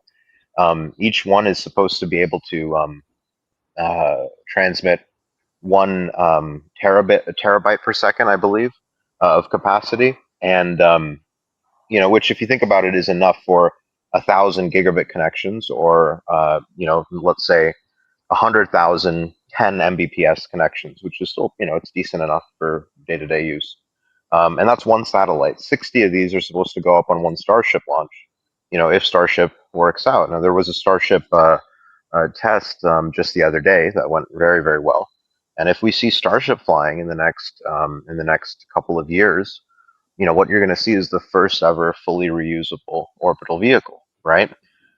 Technically, the space shuttle wasn't fully reusable, and it was certainly not optimized anywhere near the level of Starship for reuse. So you could see full spectrum dominance by SpaceX in the entire field of launch, as well as the entire field of the internet. This is one of the most powerful business combinations you can have, is to be your own customer, is to have vertical integration, and for a launch company. Look, SpaceX already does more launches than the entire nation of China. They do more launches than the entire rest of the United States, including NASA and DoD, and including NASA launches for all the other launch providers, and DoD launches for all the other launch providers in the United States. SpaceX is the absolute majority, the absolute king. And that's before they have this incredibly ambitious, reusable rocket, which really theoretically could work. It's going to give Elon Musk specifically full spectrum dominance over the satellite internet, the best satellite internet available. Yeah, but Archimedes, what's giving him dominance here is a lack of competition. Warren Buffett always says that, the best kind of competition to have is none. Warren Buffett really likes buying technology that is like really innovative, which means no one else is doing it, because you have a very easy time at the market. And it's a pity Drew's not here and all these cheerleaders for the CCCP, because where is their Elon Musk? Where is their satellite distribution network? Where is their reusable rocket program? Because I totally agree with you, Archimedes. I think this is the biggest thing on the geopolitical radar, just because internet dominance and being able to project, for want of a better word, free networks let's just call them American. Someone can have an eagle screeching right now, but like if Elon is pushing X and everything else, and Trump and the new Trump politics into the world, and like there's just no way to stop it, right? This is what's so interesting about it. It's like the radio. You can't Yep. actually stop people getting their internet from the satellite, and at that Yep. point, a lot of really Yeah, you questionable physically people. can't. That's the thing. You physically can't, right? All you need is a satellite receiver. Like Yeah, physical it's control of that is very, very hard. Yeah, the way you so can with terrestrial internet. to me, Yeah. to me, if you're going to talk about BRICS, and I know some people are going to talk about BRICS, and we have to put up with it, but like, I'm like, show me your Elon. Where can I get BRICS TV? Show me your BRICS internet connection. It better Well, be look, I $20 mean, there could be and come with there. a drink holder, because otherwise I'm going with Elon. Well, you can imagine a world where the Chinese just launch 20 times more rockets, in order to put up a constellation. It's hypothetically Yeah. possible. But yeah, it's a little bit hard to imagine. I mean, launch is fucking difficult. It's very expensive. Wouldn't someone right? steal the rocket? What do you mean steal the You know what I rocket? mean? Well, you've seen communist countries. It's like something Look, would I go mean, wrong. China does do a lot of launches. Okay, like I don't think that it's worth doing the sort of caricature of, oh well, it's just cheap, it's never gonna, China's just not going to be able to successfully do anything because of communism or whatever. Clearly, that's not the case. They've been very Well, there is it. Do you guys see the Where's the news European one? for the China one? The Europeans do have a Well, I just GPS think- system, by the way. They put their own GPS system up. The Chinese have their own GPS system. I mean, that's a lot less of an ask than an internet constellation. And the reason I mentioned the distance that you need to put it in is because that it takes so many more launches in order to get that lower ping. There's going to be this enormous competitive advantage of low latency internet. Although I suppose I don't know how much of an advantage that really is.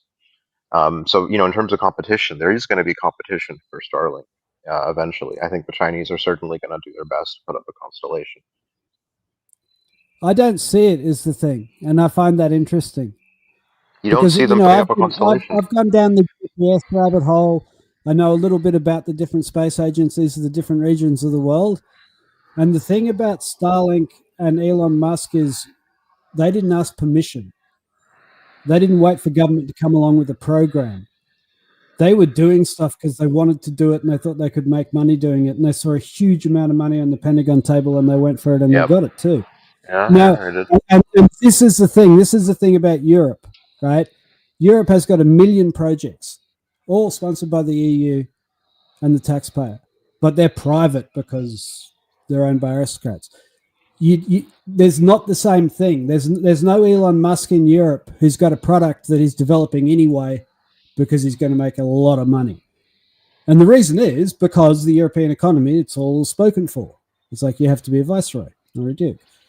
So this is why, and in communist societies as well, not to make too light of it, but communist society is very centralized. They're very planned. The economy is very planned out. Likewise, you have no room for some freak like Musk taking ketamine and inventing shit. So that's where I see, America is once again moving forward because of the power of its marketplace rather than the power of its politics or intellect. Which has been, to me, the story of... Could it be too, though? I mean, if you think about it, in China and Russia, you probably would go to prison for a long time if you took ketamine and worked for Roscosmos or something like that. I'm just saying, I mean... If you're a bad viceroy, you'll not that the drugs make them the genius they are. I'm just saying, I mean, I don't know if those two countries would... If the culture is there to allow that kind of person to exist.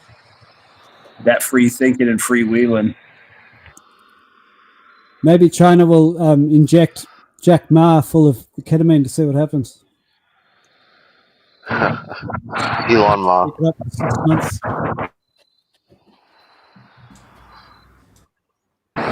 They already got their own Zhong Xena. I do. Oh, yeah, you know that dumbass wrestler John Cena. He apologized for calling Taiwan a country, and now they call him. Bro, he did. They call Well, him he did. Jong. Yeah, they call He him did that Jong famous. Zima with an He S. did that.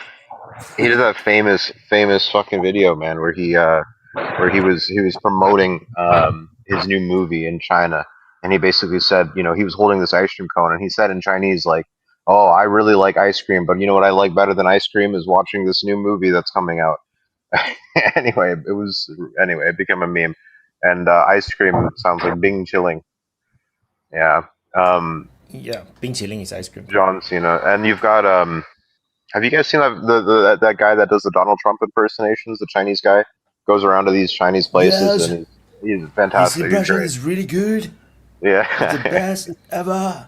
Oh, look at the. But he really sounds like Donald Trump. Oh my god. He's got a good Did one. you see the one where he was at some like golden Chinese temple, and he's like, "They have a golden house. We need to replace the old White House with a golden house." You know, and even that one jackass that does the commercials for the lighted signs.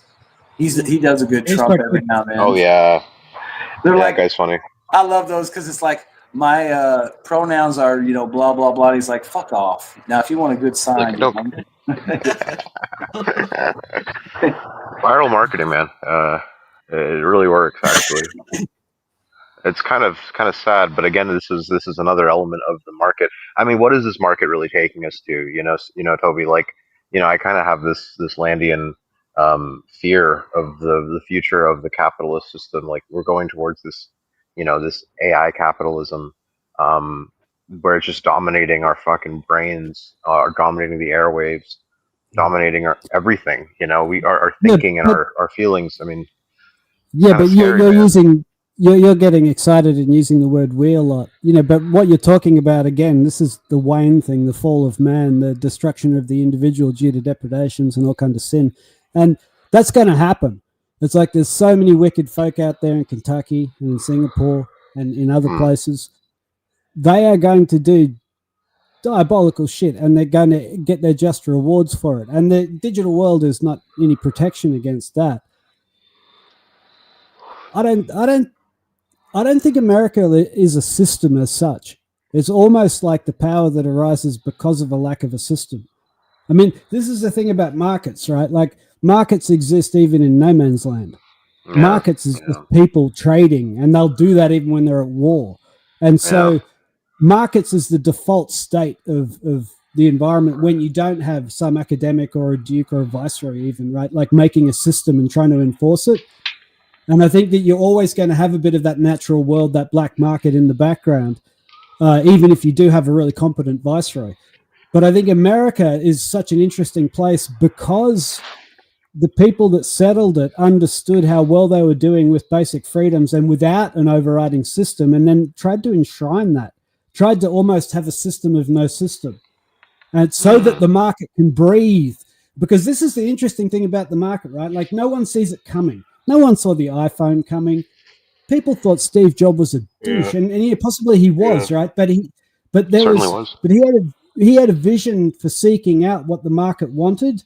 Elon's got the same kind of thing. Plus, they're just curious people. But it's a very chaotic thing. You don't know where they're going to come from. You get really unlikely individuals making a big impact. And I think it's really outside of academic control, and the viceroys don't really know what's going on. Yeah. So I think that's what it's interesting to see.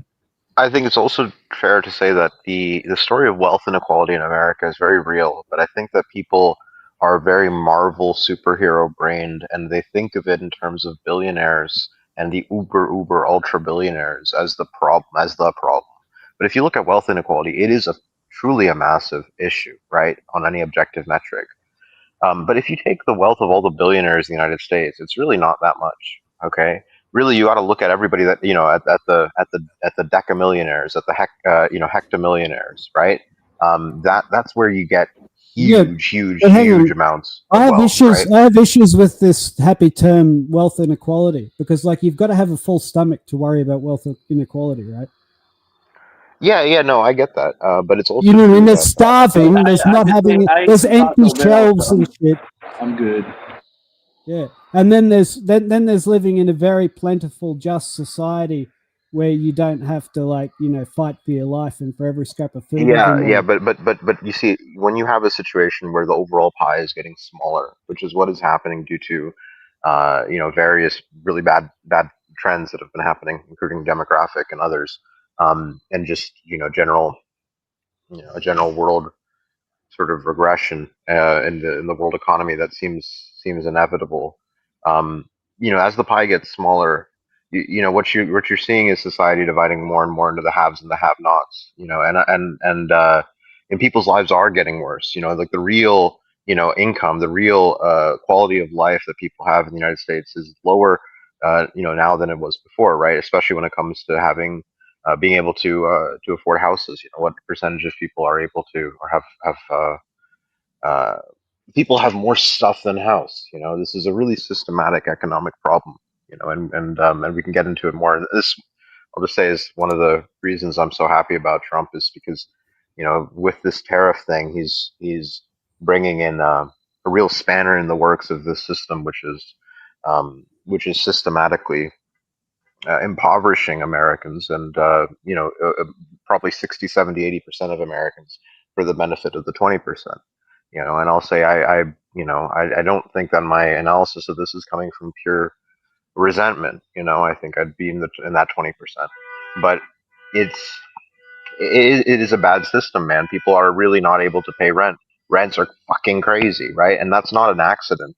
It's not an I accident that don't, that Archimedes, gold I is, don't is think as high as it is. That the currency has been so debased that the here's the equity markets Archimedes. are going up so much. And yet Here's the wages. thing, Uh, Go Archimedes. on. I have a question for you. Right?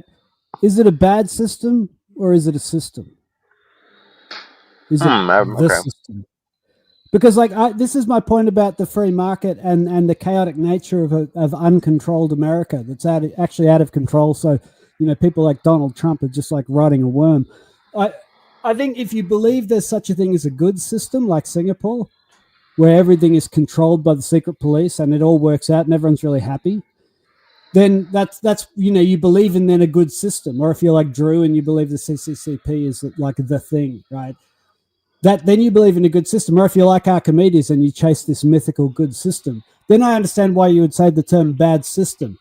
But from my Well, perspective, when I have a look at like there's the uncontrolled world, there's the chaos that is most free in America, and then there's various other plans, other variations of centralized planned economies. You can have privately owned ones like in Europe, or you can have state-owned ones like in China and Vietnam, or you can have something in between. But a planned economy is a planned economy. And there's a lack of personal freedoms in there because that's how you get that, right? And they all seem to have the same thing. They all seem to have wealth inequality outcomes. They all seem to have poverty, right? Because the politics of the people is able to use these mechanisms, these systems, to create hierarchies, which is what people do, right? They do it at high school.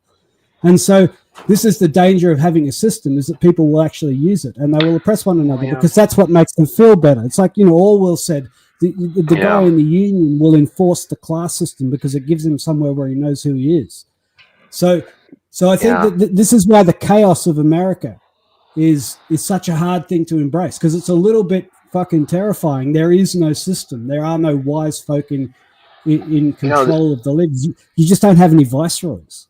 I mean, I guess it's true to some extent still, but this is such a Jeffersonian, reading of what America is, and it kind of still is that. To be fair, it is.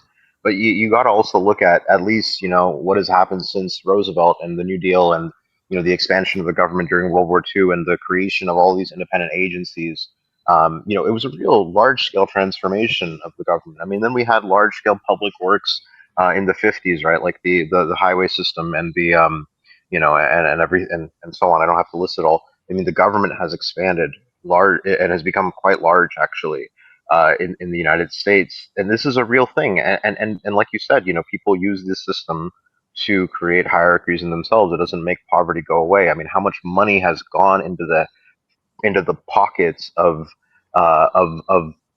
urbanite, middle-aged women who work on the boards of homeless programs instead of going into actually solving homelessness, right? In California, for example, right? And I'll give you a statistic. I believe I think something like 6 of the top 10 wealthiest counties in the United States are in the or possibly zip codes. 6 of the top 10, wealthiest zip codes in the United States are in the or highest income anyway, are in the DC metro area, right?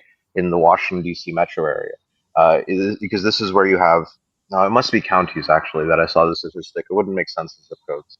Regardless, the point is that DC is a huge fountain of money, springing out of the swamp, and it's especially I think with with of course with the management of our central bank, the Federal Reserve. I mean, the money tap, is not necessarily a bad thing to have a central bank, but the question is, who is politicking to get themselves closest to the money tap of the central bank, and to get themselves preferential treatment. Yeah, but there's a hard logic there. Archimedes, there's a hard logic there, which is that if you're talking about a competition between man-made systems of planned economies and just the wild wilderness of the free market, right? If those are the two forces in the world, fiat money and debt inevitably favors the planned economists, right? Because in the real world, they haven't got any money. They're like Marx, right? And so in the real world, absent debt and easy fiat money, the people who actually have money, who actually take notice of the free market, tend to dominate. But as soon as you've got funny money floating around, as soon as you can just create it out of thin air, so long as you're the government, well, then guess who's going to have most of it? The government. And so then your Marxists and the rest of it can start putting their planned economy into effect, and your viceroys too, for that matter. And so I think that's why, central banking in the end, it inevitably brings you more viceroys because it gives them power. Because that's what central banking is, right? It's essentially taxation. You transfer wealth from people who have it through inflation to people who don't have it anymore, your viceroys and your communists and so on. So I think you could say taxation is a form of central banking, actually, right? Yeah, this is one of the strong arguments in favor of a gold-based currency. It's not that gold's intrinsically worth anything or good, but because it's limited, right? It means that you limit the size of planned economies. You limit. But Toby, you're mixing up the planned economy, the central banking, and the gold-based currency, right? I mean, the Federal Reserve came to be in 1913, right? The United States. You had the planned economy, which really started. You have the Roosevelt Revolution, in the 40s. And you don't get off the gold standard until 71, right? I mean, we're still on the gold standard. And when I say still on the gold standard, that's a bit misleading because the gold standard itself was an innovation, right? I mean, the gold standard is something that replaced, the short-lived system of the greenbacks, if I remember correctly, in the post-Civil War area, where you did have funny money, as you put it. So I don't know. I tend to think that the mechanism of the money is not so important, whatever it is, whether it's gold or whether it's fiat or anything, the money, it matters because it lets people, politic and get closer to the bankers who live lavish lives and so on. But ultimately, it's not really the primary thing. I think it's much more important what the culture of the people are, what the geographic and technological conditions are, and what technologies are prevalent in that society, right? I think that's much more important than looking at money. But with all due respect, you know enough market theory to know if I can just create $100 million and just buy all the equipment and hire all the people I need to go into business, and I can also bribe politicians to be given like half your licenses, I can go and I can undercut you, I can put you out of business, buy everything you've got in a fire sale, right? A planned economy with a lot of fiat credit will eradicate a free market economy, right? Because a free market economy is on razor thin margins all the time, and it has no granddaddy to bail it out. All you've got to undo is undercut it by 3 to 5% generally, and you'll destroy it. That capital will move out, and then you can move in. So that the idea that fiat money and that easy credit in the hand of viceroys doesn't massively affect a community is, in my view, that's completely wrong. And it's why did that. So what? This only started in 71, No, it's been going on since there's been people. Like, this is before coinage or even money. This happened in the world of credit. Viceroys manipulating credit in order to create hierarchies is arguably what people do, right? The exceptional thing is what the American founders did, where they said, you know what? This is what people do, and we're going to limit it in the name of Jesus Christ because we want to live as free Christians instead of under the tyranny of a system, of a viceroy, right? That was kind of the whole point of America. So, yeah, I don't know. To me, having credit, having easy credit and fantasy money, that is the opposite of the one thing. You know, that only leads to one outcome, and it leads to viceroys, Archimedes. I just struggle to see that that's, you know, given the dates at which we established the Federal Reserve and we went off the gold standard, it just doesn't add up to me as being the primary causal factors of our current degradation, you know? You're a bad American. Well, you know, I think there's other more important factors, man. That's all. It's not just about money, you know. I'm just saying, man, I think money's overrated, you know. Just look, give it all to me. I'll take care of it. I'll take good care of it. Don't worry. But that's all that money creation is, isn't it, Toby? If you're lending, you know, it's simply lending, isn't it? Fractional reserve banking. I mean, as soon as you have that, you're creating money, right? Every bank creates money. I mean, all that a banknote is, all that a dollar you do is simply a it's a little banknote with some fucking bank. Either this is really easy to understand. This is really easy to understand for the two people listening. But this is how I think about it, right? Imagine you have $10, right? And as the banker, you own 9 of them and everyone else has 1. And then you get up to shenanigans, you go out to drink, you know, you do this, you invest in a solar farm. A whole bunch of shit happens, right? Time passes, and now you're the banker and you've only got $1 left because of you're incompetent. And all the other folks around you have now got the other $9, right? And so now you only own 1% of all the money in the society, whereas previously you owned 90% and you were like the viceroy. And now you're just some schmo named Archimedes or something.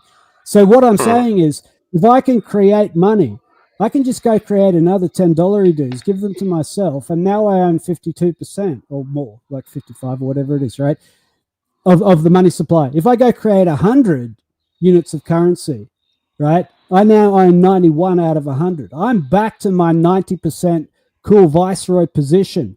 How? I inflated the money supply and thereby devalued all of the other money that was out there working in the economy and transferred that value to the holder of the new money supply.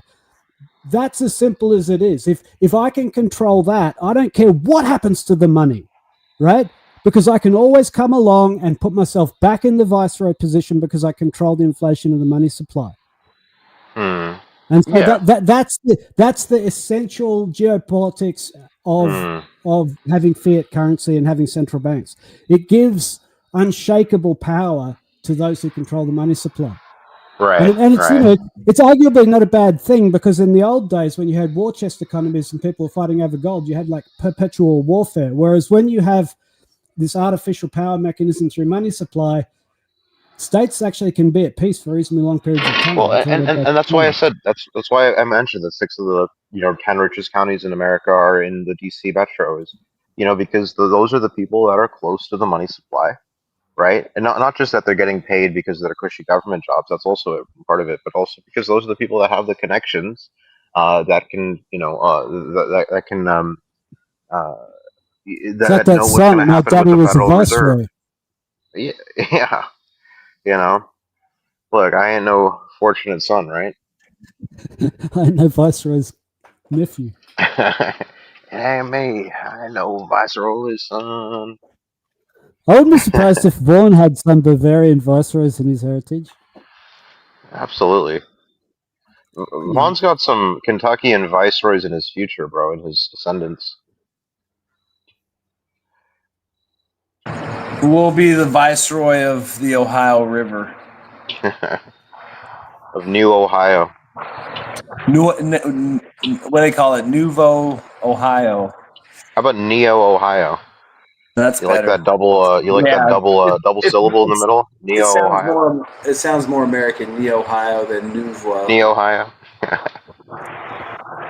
Are there hills there? Huh? In Ohio, yeah, Southern Ohio. No, in New Ohio. Is that like where the New Ohio? No. We're gonna flatten out all the hills with bulldozers and AI. Yeah. It'll look like the Ozarks except flat. Man, I can't believe we've been talking about fucking about currency and all this, and we haven't had Yura join. We haven't had fucking He's Craig sleeping, join. man. Oh, Yura's Yeah, sleeping. Craig is actually in the live chat. But Yeah, no, I Euro know. is sleeping. Craig's got a fucking crazy theory, which I think was tailor-made in the fucking lab to piss off Toby for the last 2 weeks. That's all he's been doing. He says that America was founded on three obsolete technologies. Carnism, that is eating meat, combustion, right, the internal combustion engine, and currency. You might agree with the currency part. But I mean, what a theory, you know? I mean, what a world. Let's just That not just fucking sounds eat. like words falling out of some dude to me. Like I wouldn't Yeah, get too well, excited about that. fair enough. Yeah, unless Craig will not want to entertain us by coming on. That's what I'm hoping for. I'd like to see the sparks fly. Well, you know, no Von, man Von, is free what of his happened? sin.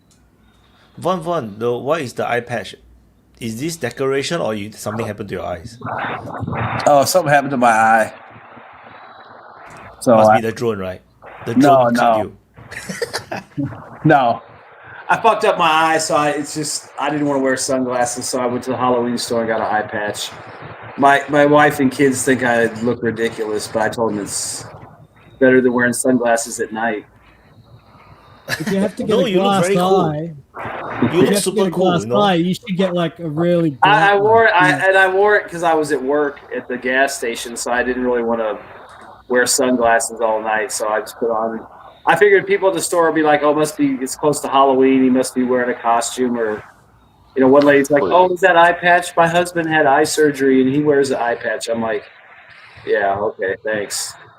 But yeah, I mean, I fucked up my eyes, so I just figured I was not freaking anybody out. Do you see just now the game that I show you? Let me show you again.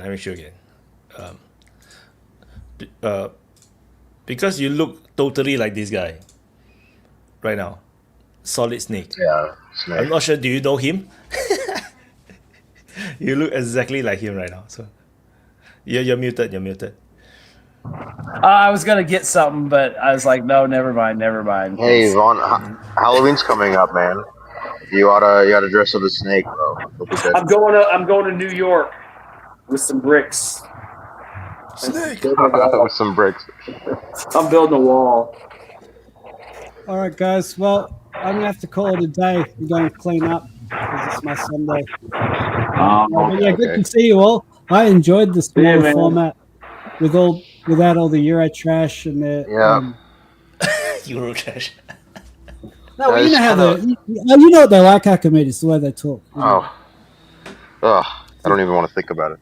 It's just no. It's not what you need, because in the Pacific region, I feel like we're all moving forward. America, Singapore, Well, Australia. you know, the Atlantic Ocean has a ridge inside of it, and it's expanding, and the Pacific is kind of Yeah, collapsing right. and becoming smaller and smaller. So one of these days, you know, the Australians There's and more Americans will be energy. neighbors. Yeah, much closer. Yeah. We're moving away from Europe actively, going west onwards. Of course. I mean, Yes. look at it. But yeah, we'll take care. And Yeah, yeah, man. great to see the Yeah, civilized long time no times. see, and right, Wyatt. Toby?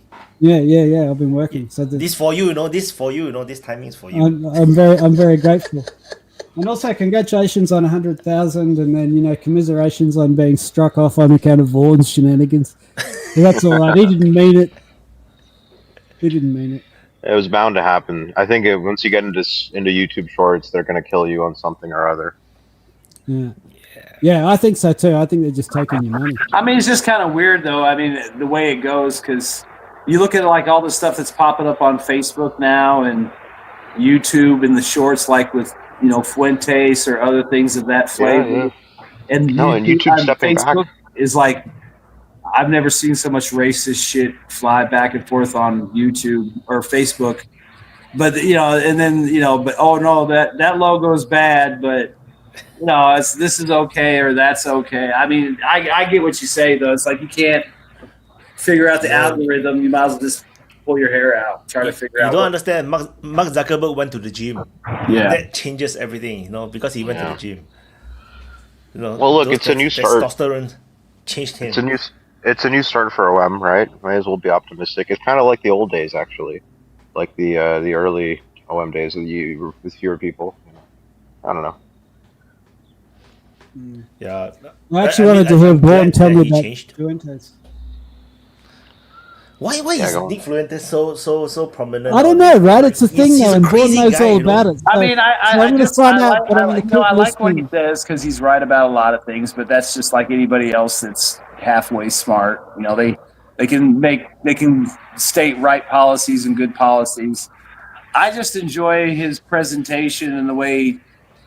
I just think he's going to make this next election cycle really fucking exciting because he's really putting the fucking fire to people. Yeah. He's getting other people in there, and whether it goes anywhere or not, it's just going to be entertaining to watch him Yeah. and Tucker and Candace and all them try to go at each other and try to defend politicians and shitty policies.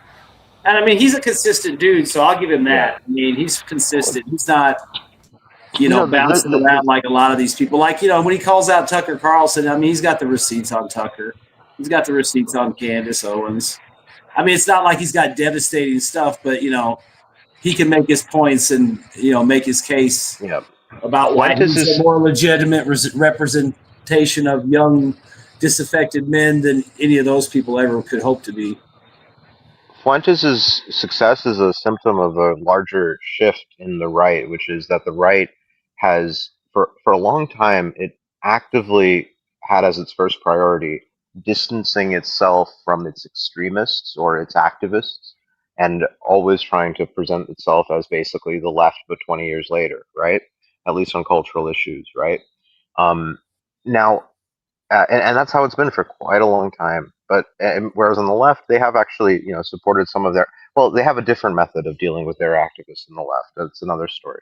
But on the right, that's changed. That the right has started to shift its focus away from prioritizing distancing itself from its extremists, saying, "Oh, I don't want to be like that guy. He's too far right," as the first priority of being on the right.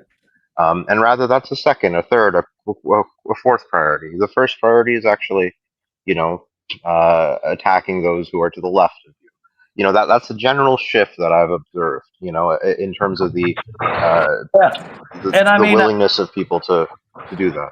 And like all those people I mentioned, they're all good people to one degree or another. They all support some good policies. I don't agree with everything, but it is good to have all these people fight out and flesh these ideas out and get some things figured out, because bring it into the open window, right? Yeah, Israel's going to be a big thing. A lot of the wars, the foreign policy, a lot of other stuff, and he's bringing it up. Other people are bringing it up, and and they're calling out, people like Candace Owens and Matt Walsh and stuff who claim to be, for the everyman and down with the struggle. And he's like, well, then why aren't you down here? So I mean, it just makes it interesting. He's gonna throw a lot of gas on the fire, and these people are gonna have to defend their position. So it should be interesting in that case, and it might actually have some effect on the election. Maybe we'll get some more Thomas Massey's in or some Rand Pauls, but I'm just looking forward to the debate and the fight. Oh yeah. Glenn told me to put this on for Yvonne, Dr. Hook. He said because of the eye patch guy. So, I have no idea who is he, man. I'm not old enough to know who is this person. I think it's some hippie band that died in a plane crash in the '60s. I know that's not true, but I'm just being mean to Glenn. Oh, they're like the Prigozhins. They died in a plane crash. They all look like hooky. Yeah, they were the Prigozhins. They'll fall 500 miles. Yeah, well, I found it interesting listening to you guys talk about Fuentes because, I don't know enough about the guy to have an opinion. He seems like pretty weird to me, but what do I know? He's super weird, man. He's like a weird guy. I saw him go on the Team Casa. He's the weird gay kid that lives in his mom's basement. Yeah, I heard Tucker say that, and I'm like, aren't we all though? I can see where you're coming. That might be harsh, unfair. I don't know the guy, but I definitely see where Tucker's coming from there. But the thing is, and this is, tying back to what we were saying before, China hasn't got an Elon Musk because you can't just make one of those. South Africa doesn't have one either because he left to go and live in America, which is what happens to the Elon Musks of this world, right? And at the same time, China doesn't have a Nick Fuentes, right? Because you can't be that weird and thrive. You need a free market of ideas. You need people like Vaughan just being entertained with a Budweiser and a hot dog saying, yeah, this guy's a bit of a nutter, but he's fun, right? His name, and let's hear what he's got to his say. name would be like Let's hear what he's got to Fuentes say. or something. But here's the thing, like Vaughan wins the information contest because he's willing to accept new things. He's willing to hear dudes, even though they are a bit weird, you know. That it's not that Nick Fuentes contains the seeds of wisdom or anything else, but only in an environment when you get these unpredictable people like Elon, Nick Fuentes, Tim Pool, Tucker, when you get these weird people saying things, out of that can come ideas that are progressive, genuinely progressive, technologically progressive, socially progressive. And again, in a controlled society where you have most of the population trying to regulate the speech and saying that's bad manners and this is naughty and this is whatever, that's anti-Semitism, whatever it is, you stifle the innovation in ideas. China I find Fuentes interesting like that. I don't think Fuentes is wise, but he's a symbol of a healthy debate. Yeah, you're right. Because China, from my observation, is that as long as you become too outstanding, you're going to get shut down. Like, a Nick Fuentes, in their Chinese social media, is going to get his account terminated. Once you get a bit prominent and popular, you're going to get shut down. Then if you're going to become like a Elon Musk, your company is going to be absorbed by the Communist Party. They're going to disappear you for a few months and then convince you that you should give up 80% of your stake to the Communist Party. So they'll put unnamed people on your board, and then you just lose everything. That's what happened to Jack Ma. So but that's China, and there's a big news this past few days from China. They just purged their top military people again. Like, I think nine top generals got removed. One of them is a very prominent guy. I think it's the number 2 or number 3 in the military. So allegedly, what they get? Oh, corruption. The other thing with China too is they've been showing a lot of footage of them launching their J-35 or Y-35, whatever it is, off of the that new carrier with the electromagnetic catapults. Yeah, J-30. So they've been FC-35. Yeah, FC-35. Yeah. They don't even try to hide where they got the design from. Oh, I know. But I mean, the funny thing is they had some Navy guys looking at it, and they actually liked the plane because they had 2 engines. They were like, "Is that a heads-up display?" That's so 1980s, but they still liked the twin engine. They thought it was a nice-looking plane, and they said, I respect it. But they were talking about change the name. They don't care. They're just like, does it work? They don't even bother, right? It looks almost exactly the same, just a different engine. They just keep the number 35, just keep it there. But it's like a F-35, but a practical version. It's like simpler engines. Bigger, can carry more stuff. Simpler. Don't think too much. F-35 is over engineered. Like the FC-35 is simple, and it works. But yeah, they were showing those videos, and it was pretty. It looked like they were doing a pretty good job of just landing and taking off. I mean, I don't know where they were. I guess somewhere in the South China Sea, but they only have South China Sea. And I guess there's a story there out there. There's a extradition hearing for a Australian guy who apparently sometime in the past was in South Africa training pilots, and they're accusing him of training Chinese pilots in carrier operations, basically. And then supposedly he traveled to China and did some training there. But he's an Australian citizen. He's a former American, but he renounced his citizenship and became an Australian citizen, and then went to South Africa and did this training and stuff. So it's kind of hokey and bullshitty that the United States is trying to extradite him back when he's, as far as it looks like, they're like, well, he's not an American citizen, so he's not liable for these crimes. But, they're going to try and do it anyway. Australia will probably go along with it. I read into this. It's pretty full on. It's like He didn't just like walk along one day and fall over a Chinese pilot program. It's like this was being planned a long time ago. And the thing is, it seems that the Chinese approached him when he was an American serviceman, right? And that was why he went to Australia. He was basically being groomed the whole way along. The decision to actually betray America and to sell out their secrets did happen. As I understand, I could be wrong, happened when he was actually an American serviceman, which gives the military law jurisdiction because there's no statute of limitations on selling out your country and the Navy to the enemy. That's going to follow you for forever. And I think that's the Australian government's position as well, as because they looked at it. So basically, he was trying to get away from it by like technicalities, by renouncing his citizenship, going to Australia. Yeah, he wanted the money. He didn't want the heat. Yeah. So I see they didn't mention that. They made it sound like he left the service, and got into that. No, it's not like he was a happy Australian farmer who then saw an opportunity to teach someone aircraft carrier skills in South Africa, and he didn't even know they were Chinese. No, it was nothing like that. It was a long program to get the information. And the thing is, it's actually pretty serious. It's like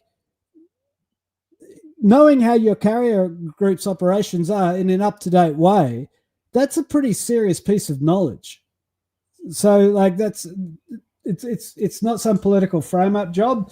So, yeah, I don't know. I would have thought that, like, we should, as Australians, we should stay well out of that and understand the American perspective. Because if they don't protect their naval intelligence, it'll just get worse. Have you seen the carrier operation on a Chinese carrier?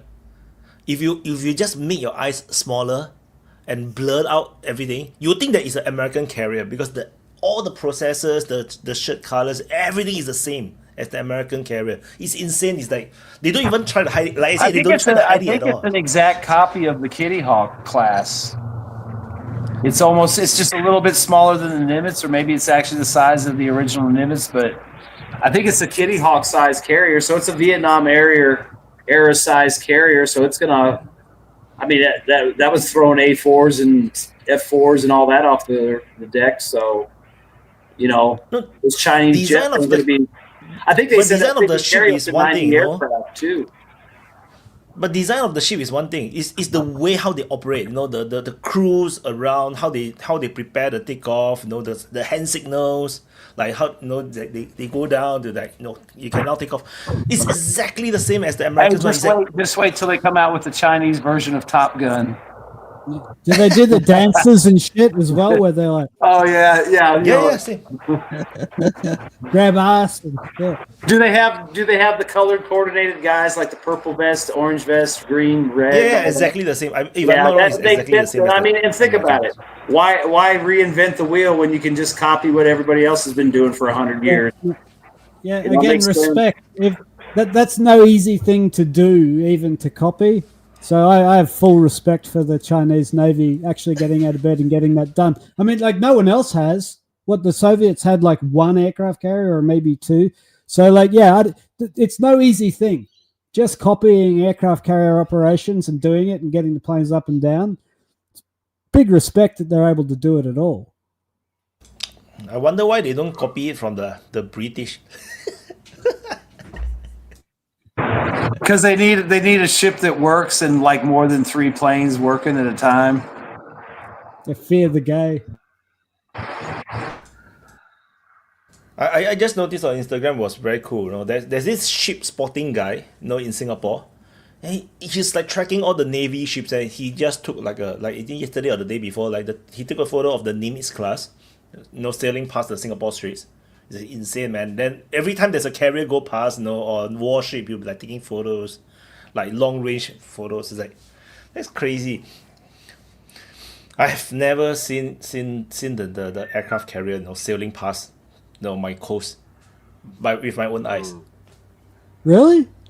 It's huge. The freaking aircraft carrier is huge. It's insane. It's like it's fucking massive. I seen once, but it's parked, but it's fucking big. You can't imagine how big the fucking ship is, until you actually see it. 500,000 horsepower. in two engines. Where do they keep all the horses?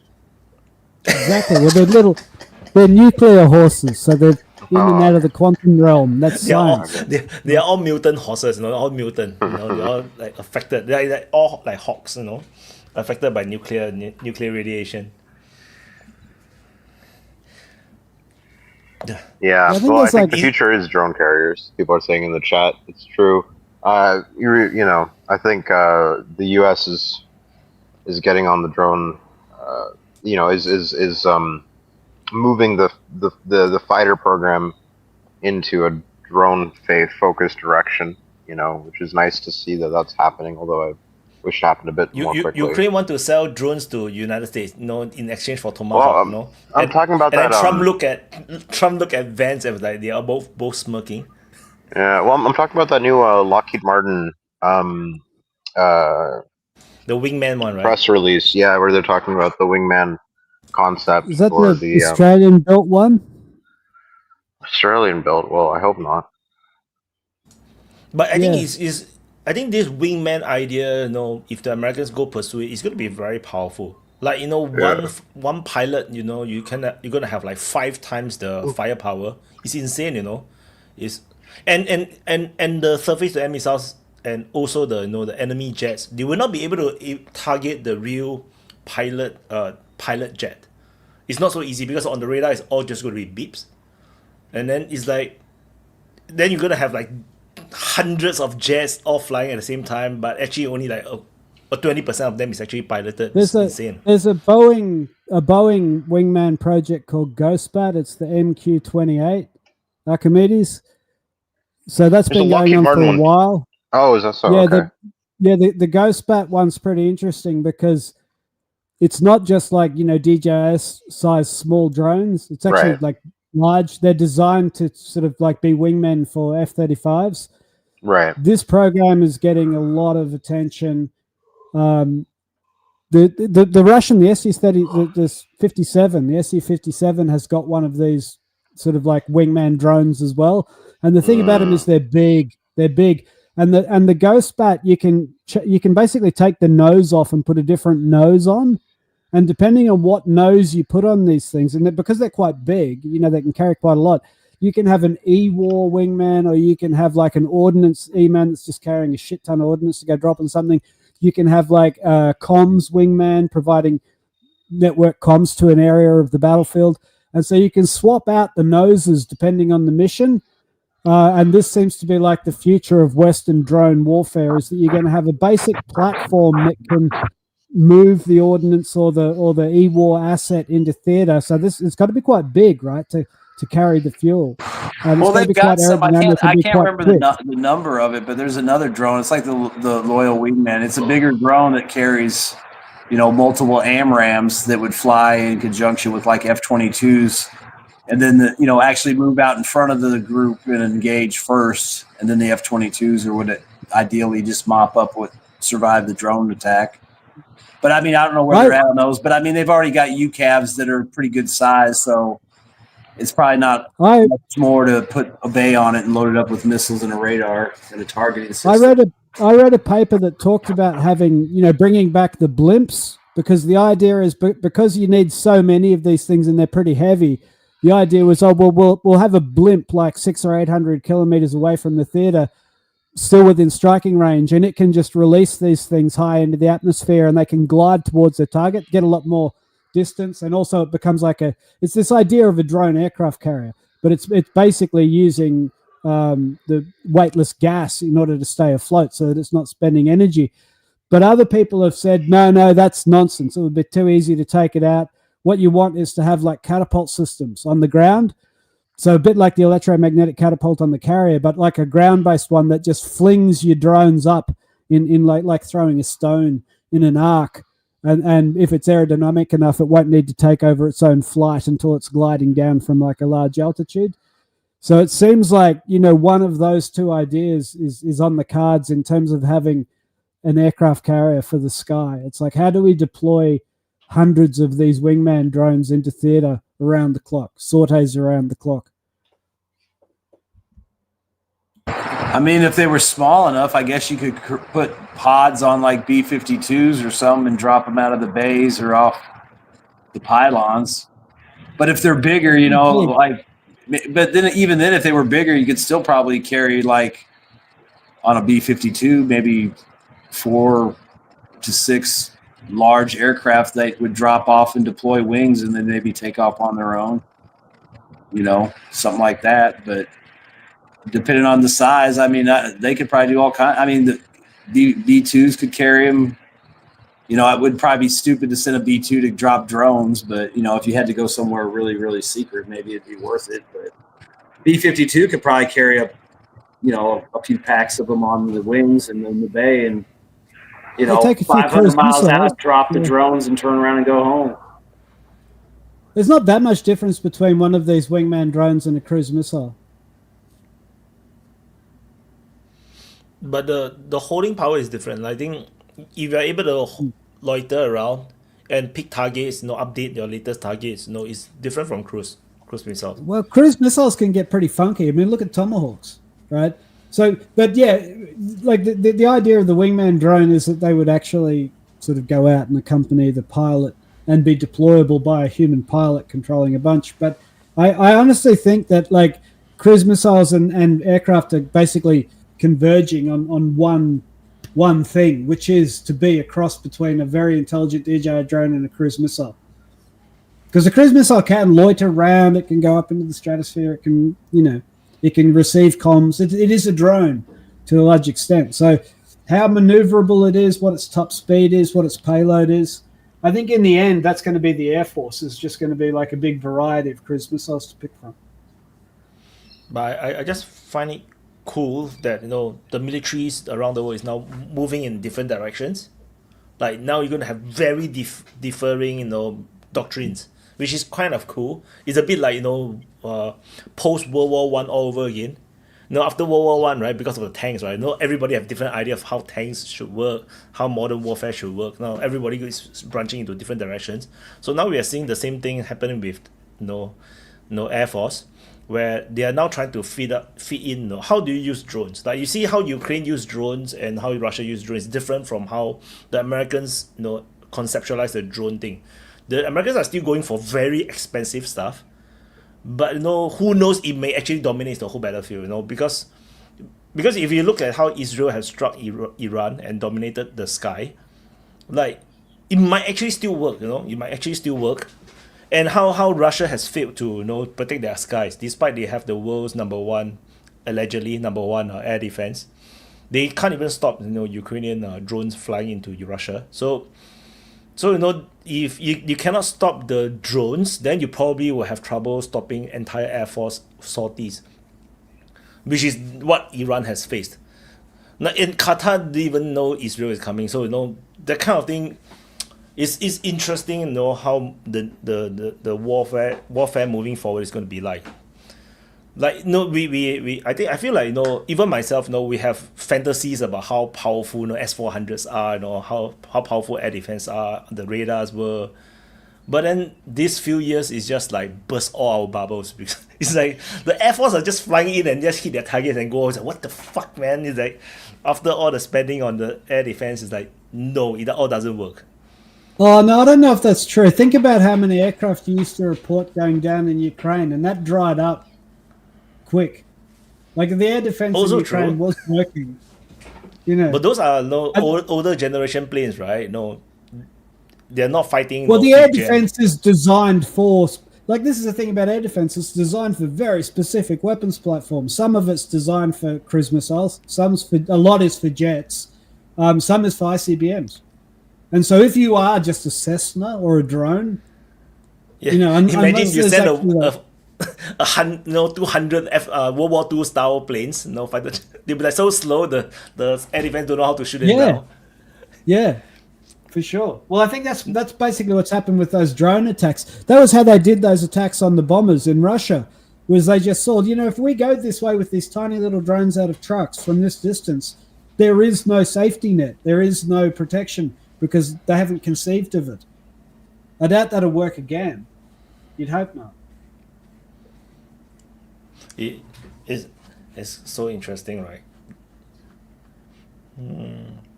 Yeah, I was watching some DCS. It's like on YouTube, like they are using like modern jets fighting against World War II jet fighters, and then they got shot down by the World War II fighters. They're so funny because Really? it's like Yeah, they had. I saw one. It was the IL-2 Donkey versus the F-22, and they fought 3 rounds, and the Donkey shot the F-22 down once because it could just get in there, and he got him slow. But even though he got shot down the other 2 times, he still managed to hit the F-22 in all 3 rounds. It was just that he only was able to get enough damage on him to kill him 1 round. The second time he shot off one of his vertical stabilizers that damaged one of the engines, but he was still able to keep it flying and finish him. And then the last time he just, he knew he couldn't fight the guy in a 1-turn slow fight, so he would just go vertical and dive down on him and shot his wing off. But yeah, it was pretty funny. The little IL-2 Donkey really gave that F-22 guy a run for his money. I think it's because the missiles is unable to read the flying characteristic of a World War II plane. They were really weird. They were dogfighting, so they were just doing cannons only, no missiles. So they were. The one I saw is they use missiles. Even the missiles struggles to hit the World War II fighter sometimes, because of the way how it turns. It turns very differently from a jet. And I would imagine that World War I fighters will be even worse, because World War I fighter can turn in an instant. I don't know about that, man. I'll be flying in one of those open games, and when I used to play War Thunder, like one of those ME-210s, and all of a sudden I get hit by an air-to-air missile. It's like you never even know it's coming because you have no radar warning. You're just flying along. All of a sudden you get blown in half. It's like, damn. But it's fun. Every now and then I'll get a jet, but that's just because you're flying a slow plane. You just get them in a turn or you catch them, But most of the time they just destroy you.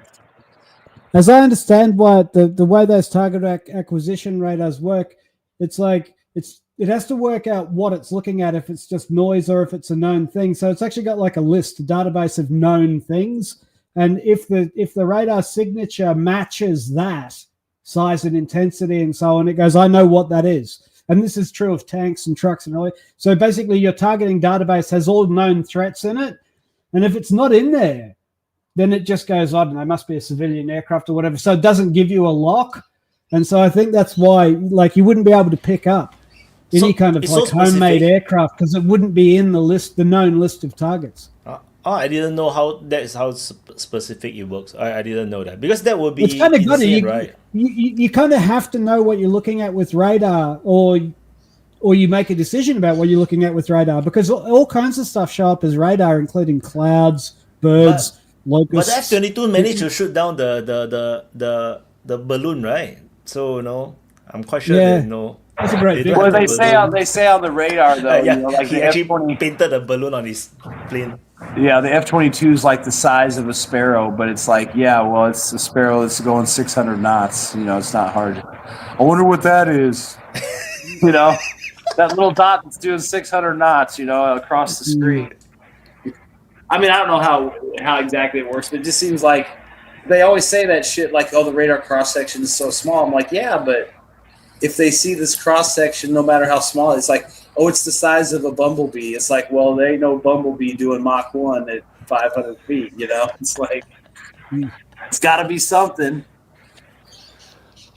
But you see, Russia can't even stop a giant biplane, flying through Russia, trying to do a kamikaze strike. It's like, it does blows my mind how radar actually works, how air defense actually works. It's like, it seems too easy to break through, air defense. Do you think that they're getting that good of intelligence on routes to get around that much air defense?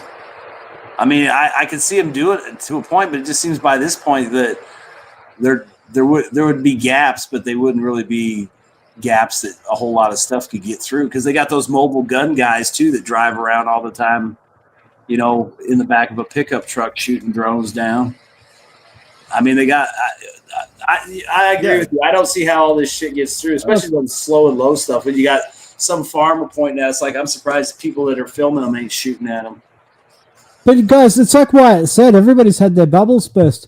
Iron Dome was supposed to be the thing, right? Like Israel was supposed to be the most protected bit of real estate on earth by the best technology, and it's not even very big. And yet we all saw the Iranian missiles, not Russia, not China, but Iran. We all saw their missiles get through.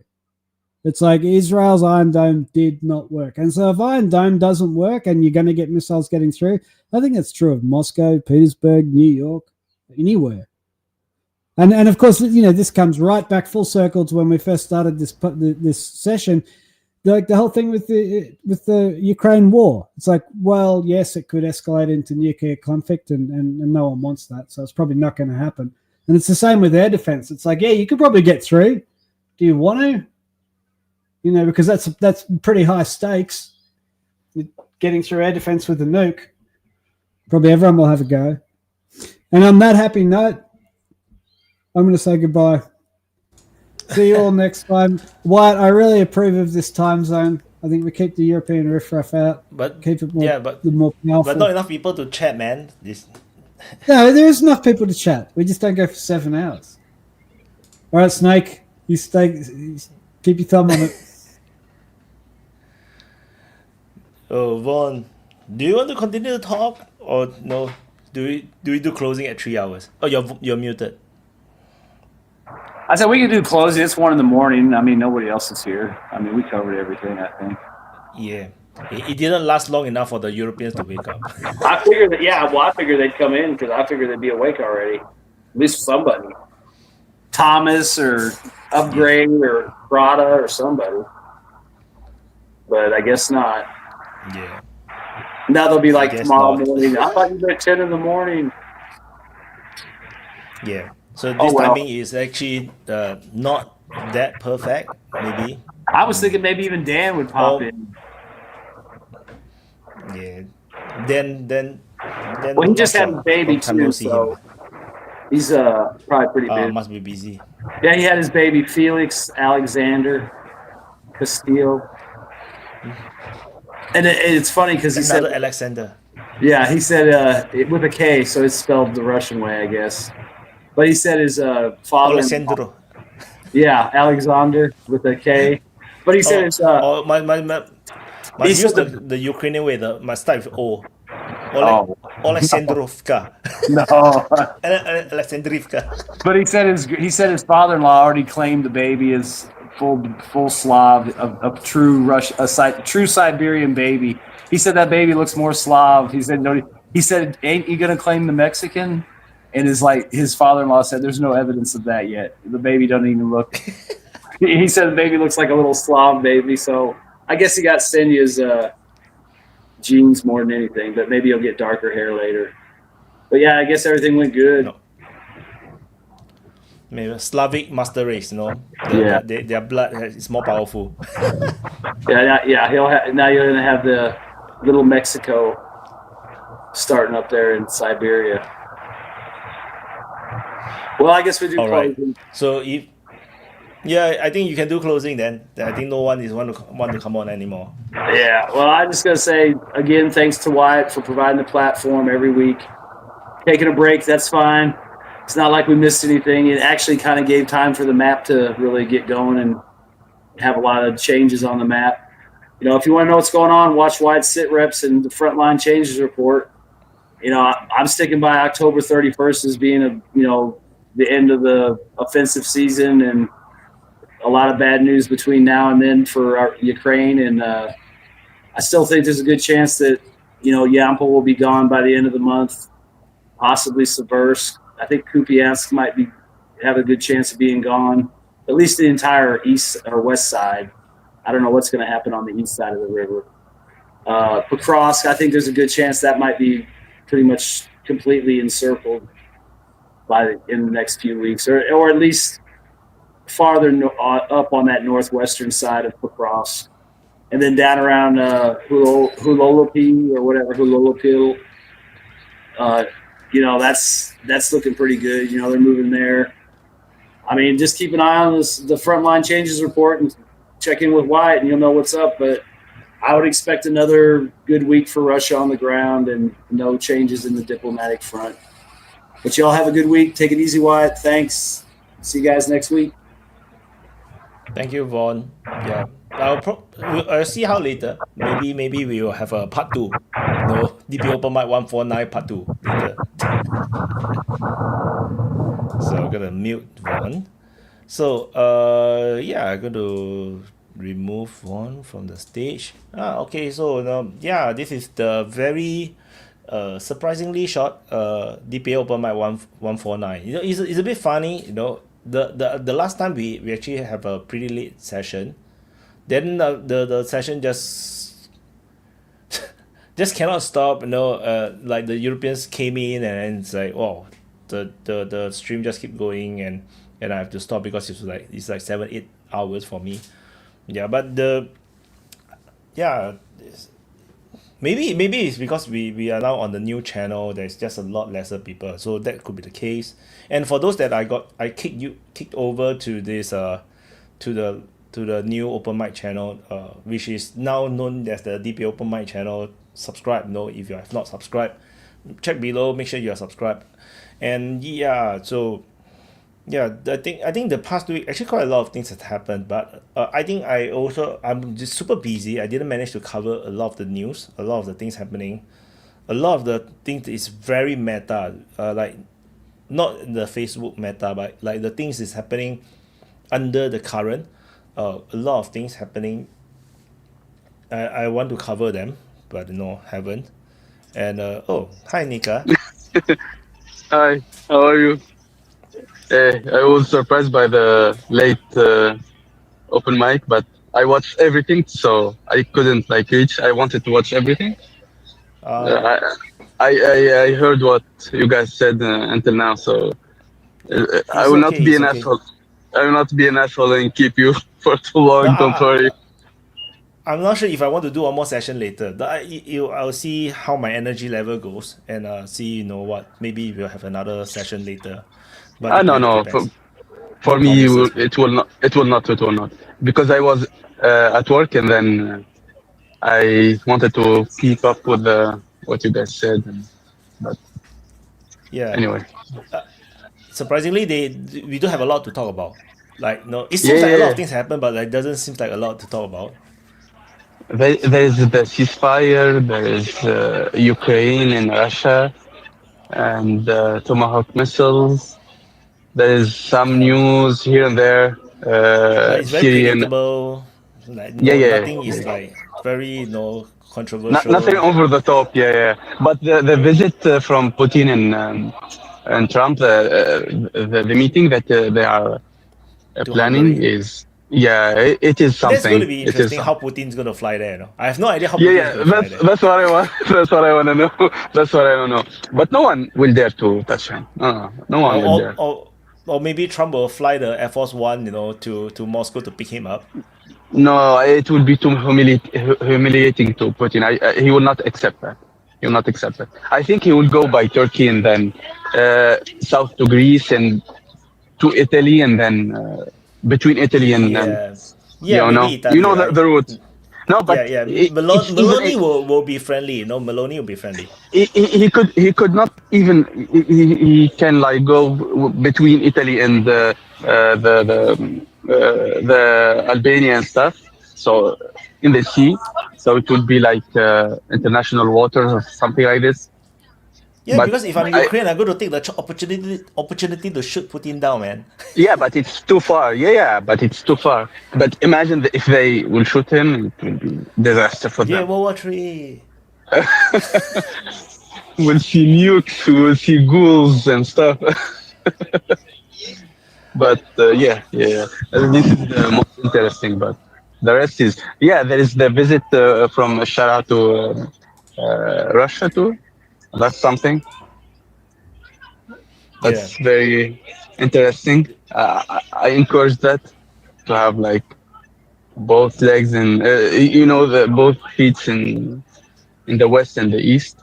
That's a good thing. Yeah, that's a good way to do diplomacy. No, I told you guys. I told you he's a smart guy. He's not a in a non-rational way. He don't talk too much, and they operate in a more like well thought way. You know, they think before they bark. You know, because the other Arab leaders don't have any any base. Only the West are supporting them, but he came to power. He came to power with force, with like he gained the power with force, with legitimacy, let's say, and he don't care about if he can split his focus west and east, and it will be like beneficial. You know, it's the best thing. Maybe he's not a monarch type of person. You know, he's not like not like Assad. You know, it's like a royal family kind of No, thing. no, he's not an so which is Assad. why No, he no. has no ego. Yeah. So I mean, that's why he has If no you ego. because Right? if you His see ego is very low. Yeah, if you see how he ruled in Idlib, when they have the province of Idlib only, and how they ruled, and you see, for example, now you find a lot of his opponents who are like opposing him now in his government. He tried to negotiate with them and try to talk with them and stuff. Even there's like a few days ago there was the Northwestern Kurdish forces. I forget the acronym. They attacked some areas and like things getting heat up, but then they had talks and calm things down, and I think actually they agreed to integrate into the Syrian armed force. But you see how he tried to solve things, and not only with brute power, not like anyway. It's a new thing. I hope it will continue like this because it will be beneficial for the Syrian people. Like actually now, from 4 million refugees in Turkey, now they dropped to 2.5 million, which is a good thing. There is 1.5 million went back to Syria, which created some problems, as you know. If you have For like sure. one, yeah, but it's a good thing. It's a good thing. The enterprises that were created, they are like a record of societies and enterprise created in Syria for these 9-10 months. It is a record high, and hopefully, if there is no money that came from Europe or the West world because there's only promises.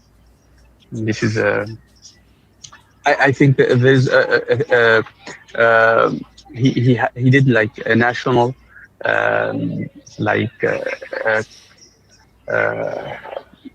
it's like a national. He gathered money from people and from donors, and I think it's more a message than a way to finance the government.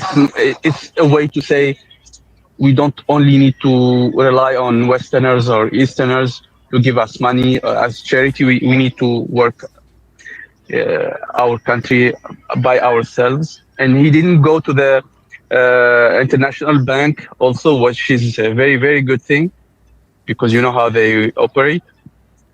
Anyway, but hopefully Israel Fingers keep crossed. away.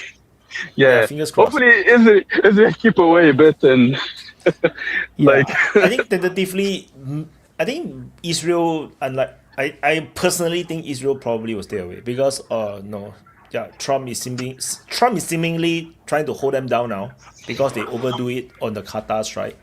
I that's what I yeah, think. yeah. Because it's like It's a Trump is bad. like had enough. Like why the hell I continue to support you if you keep sabotaging, his diplomacy? Because that almost like caused it to become a regional war. So and that's what Trump do not want. So And it isolated America too with Israel. They are the only like two countries that are like against everyone else. And as yeah, Trump said, you cannot win against all the whole world. You cannot, even with America with you. You cannot. That's impossible. Even so, the Western leaders are complicit with it and like tried every way to dodge the like doing anything. It's like imagine Russia is cannot go to the World War Football Cup because the few things that she did, but Israel like had a chance to go. It's crazy, man. It's fucking crazy. I think Russia will be. I think if Russia qualifies, I'm not sure if they No, they cannot they're not even. inside, right? They didn't even like participate to the qualification. They are like eliminated. It's a crazy system, crazy world. Let's see Trump will like no force FIFA to like no, you must let Russia in, no, for the sake of world peace. Oh my god, it will be crazy. But good thing for us, it's like the most like I think there's 6 or 7 Arab countries. I think Arab countries that are qualified to the football World Cup. Is this going to be the edition that Yeah. they start the new format with a lot What? more teams? I think so. I'm not sure. I'm not I not need to check a very that. big fan. I'm not a very big fan of football, but I think it is. Yeah, because they have a new format. They used to be like 32 teams or 36 teams. Then I think they're gonna they want to expand it to have a lot more teams. But yeah, It's either because this it's one not or the money. next one. I yeah. I cannot It's remember. either But this one or the next one. But it's insane, everything is happening under the Trump's term. Their Yeah. anniversary, and then they have the Olympics, the World Cup, and all of this Yeah. is actually organized by Trump during his first term. And he thought that fuck, he's never gonna get to. But Recite over it. yes and no. Some things are organized and Fated, some things. Yeah. It's like No, it's like it's written, it's like it's crazy, it's like it's Yeah, fated that no. he's gonna skip one term so that he It can is- be there. It is written that this period will be like there will be like very big changes that will affect us for 20, 30 years ago. That's what's I'm sure of it. And Trump is playing a role in it, a positive and a negative role. You know my point. I don't hate the guy. I don't love the guy. I just see him as he is. But I take a lot of hopiums about Trump, so I'm trying to be positive about I know, the things I he's know. doing. I was at first, but I saw a lot of things that made me Yeah. like very pessimistic toward him. Not only Palestine's issue. No. Not only that. This is one like thing, but there's a lot of things that even for American, I don't think it would be beneficial. Maybe his intentions, but We will know better. We will know better maybe in a in year's 15, time. Maybe no, I think in 10 one more years. year we'll probably see better. I don't No, think no we need more. 10 years to see the kind of thing that he's doing right now. I think one more year we will see some too results short. coming out. 5 years. No, I 5 mean, years, it will be a good one. Some results. Yeah. I think by Because the end of his there's- term it will be very clear. This is why I think because the thing that he's doing is very drastic. 100%. Yeah, 100%. 100. Because the thing, like he doing all the the tariff thing, the drug price thing, all the reforms, the sacking of people, the Doge thing. So I Yes. think now it's very unclear because it's still too early. I think in 1 Yep. year's time we'll start to see the hints of the real change. By the end of his term, right, it will define his presidency. So I think Yeah, we shall that's see the how issue. this goes. When you do a scientific experiment, you try to change some unknowns, but if you change a lot of unknowns, you will not know if the result coming from which one. I did like some scientific research. You have like 3, 4, a certain amount of parameters that you can tweak and change, and each parameter you tweak, you have a result, and you can compare. You can like do graphs and do like this is the scientific method. But doing everything, like changing everything, will you will not know what was wrong, what was Yeah. good, what was like. I think it's a he perspective thing. Because I think because he had his first term. Actually what he's doing right now is he just 100 times what he's done in the first term. Yeah, So his yeah. first term he did some tariff, he did cut some drug price, he did some negotiation, some diplomacy, he tried everything a little bit. Then now he just times 100 about whatever he has done. So he just go all in, and yeah, it's disrupted everything. So everybody, Yeah. a lot of people is very skeptical, and 100%. I understand. But I think But most of it is very positive. leading for me, in my opinion, the most are negative in a way and positive in a way, but different than you, because when America is weak, it is positive for me. There is more equilibrium in the world. There is more like you can, for example, if there is no strong Russia or strong China, people cannot like seek balance and seek freedom of choice in their country. They will only follow what's the benefit of America. And the benefit of America is not my benefit, and it's not your benefit. It may be different a bit from your benefit and different a bit from mine. Anyway, but we will see. We'll see the results. But yeah, we shall see. 1, 2, 5 years, we'll see, and we'll say he did a good thing. But I'm sure it's not like based on wisdom. It's based on like I don't know. throwing things on the wall and see what sticks. Yeah, if I say anything more, people will say I'm defending Trump, but No, but I understand that I you follow like him for a what long he's. time, so I know. Yeah, I know. I so understand he's that pretty you. consistent, and a lot of the things that he's doing now is actually not him. It's his team. He's the people that he appointed. Ideas like all these, other than drug price dropping is part of his plans, but the investigation into all these therapies and into the autism thing, it's not him, it's actually the Kennedy guy that's trying to push this. Yeah, but that's a stupid thing. I'm not sure.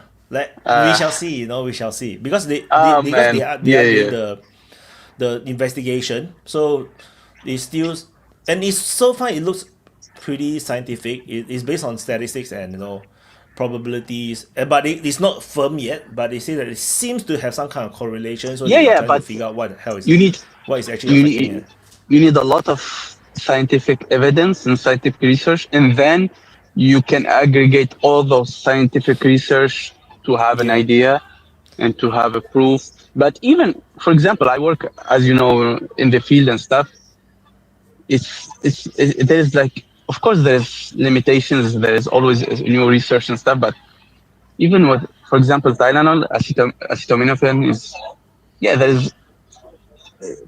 It cannot like go to the.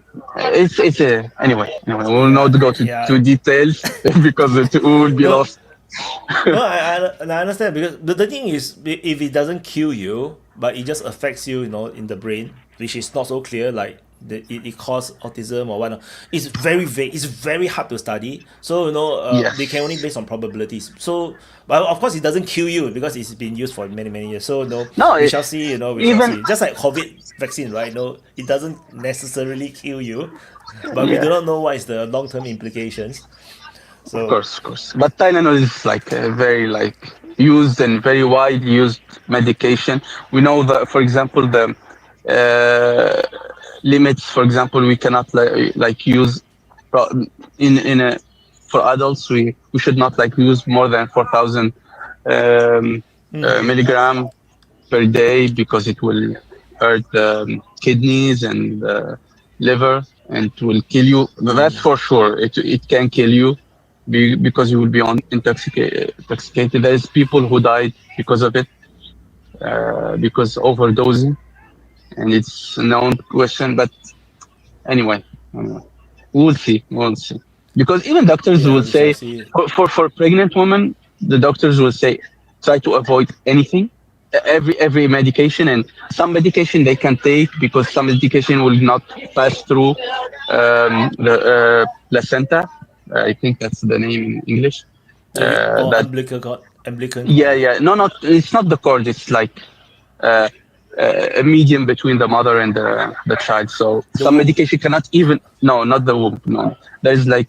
But I forgot the name in English. Anyway, there's It's okay, no an bother. organ. We know it's the baby, Yeah. But the there's baby home. there's a tissue like a big tissue that separates the mother from the child, and that filters everything. So some toxin cannot even like go through, and they need to check if it goes through or not. And it's difficult because they cannot like test that on a real baby. It's unethical and stuff. So that's why it makes the research is a bit delicate. Yeah, I just hope that United States do proper scientific stuff. That's all Yeah, because the whole world don't but take reference from FDA, so it's very scary when the FDA is a bit cuckoo, and then the whole world just follows blindly. Because there's a lot of money that can be gained. You know, a part of the weapon industry, there's the pharmaceutical industry that is the biggest. Yep. So of course they will influence in the way that America works, make everything very corruptible with money. So it's not a very good system when you have like weapons and health like valued with money and how much you will gain because like imagine if I am like in a good health and I pass by a pastry, I can resist. I can say yes or no. But if I am sick and the doctor come by and you say you need this medicine and that medicine, most people will not argue too much. Most people will follow through because they are in a weak state, their family in a weak state. And I see that. In fact, you know, the most patient that will have the best like treatment are those who will argue and who will like. And I'm I'm fed up with those, but those are the best patients that will get the best treatment because they'll ask the question, they will argue, they will like think and think again and ask a second and third opinion. Anyway. Interesting.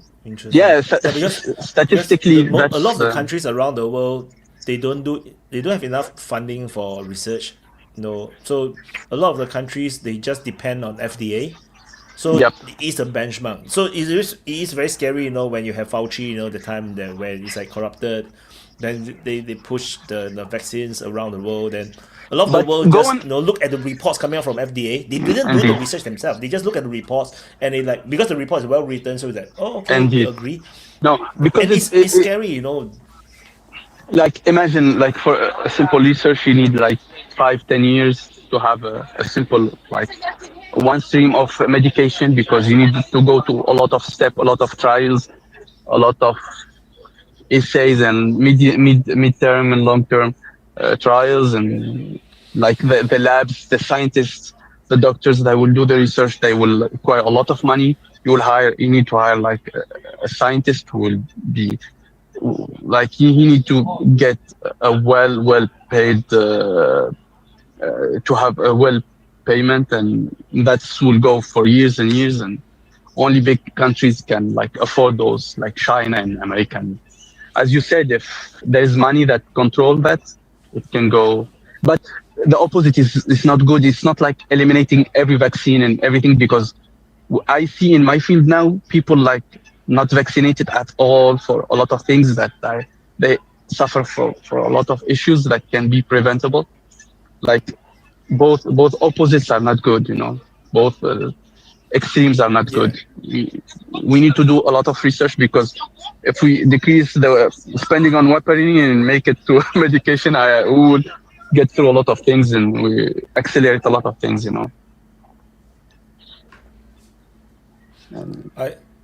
It looks very cold over on your side. Is it very cold? Cold? Yeah. I'm in Canada, man. What do you expect? It's always cold. Yeah. It's always cold. It's always, even in summer it's cold. In summer they say, a heat wave. This is I'm in North Africa. I'm in practically in the desert. That doesn't affect me, you know.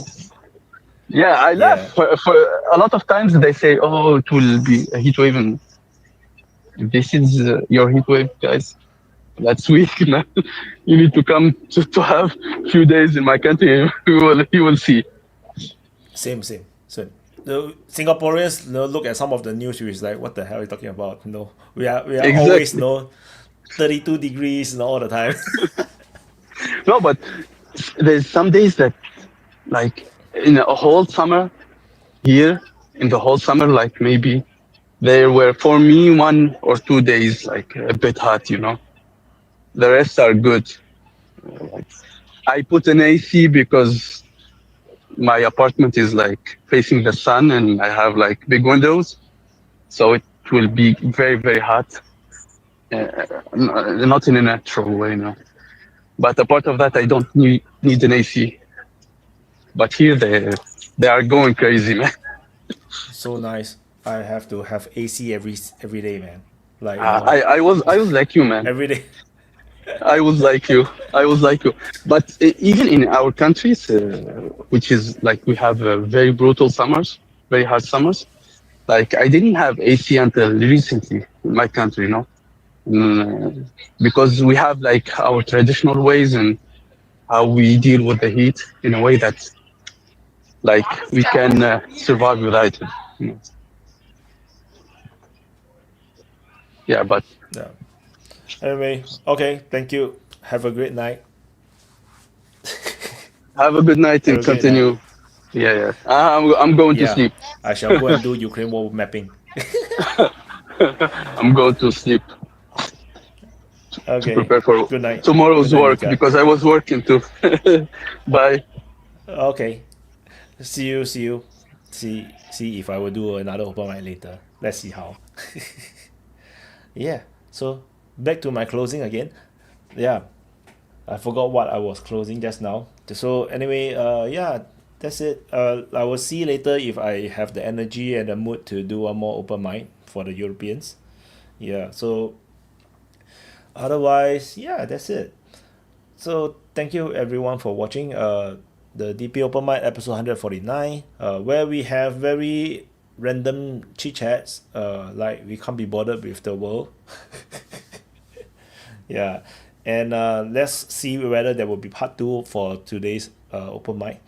And yeah, I'll go and do the Ukraine war mapping. And yeah, that's it. I don't have much more to add.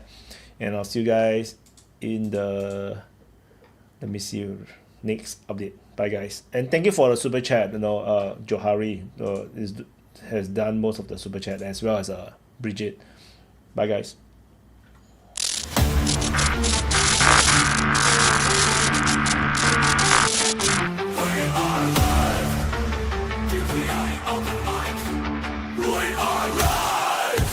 Join the debate, join the discussion, share your voice, share your opinion, swallow your ego, expand your mind. DPA Open Mic, free speech zone. DPA Open Mic, we are live. DPA Open Mic, we are live. Don't hold back, 'cause here we go. Let's go. Let's go. We are live. Fuck your safe space. Let's go. We are live. DPA Open Mic. DPA. We are live. We are live. We are live. We're all here from far and wide, voices bright like morning tide. In this world of news and change, together we rearrange. Conversations sparking light, from the dark we'll take flight. Different lands and views combined, in our words, new worlds we'll find. Rise up, speak out, together in the open mic. DPA echoes through the night, guiding the world to what is right. United not by where we stand, but by heart and open hand. Every voice a vital thread, we weave the truth in what is said. Rise up, speak out, together in the open mic. DPA echoes through the night, guiding the world to what is right.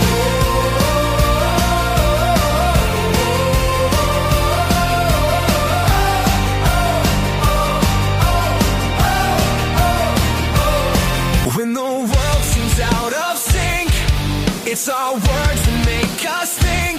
From random thought to crazy speech, here we are to build that bridge.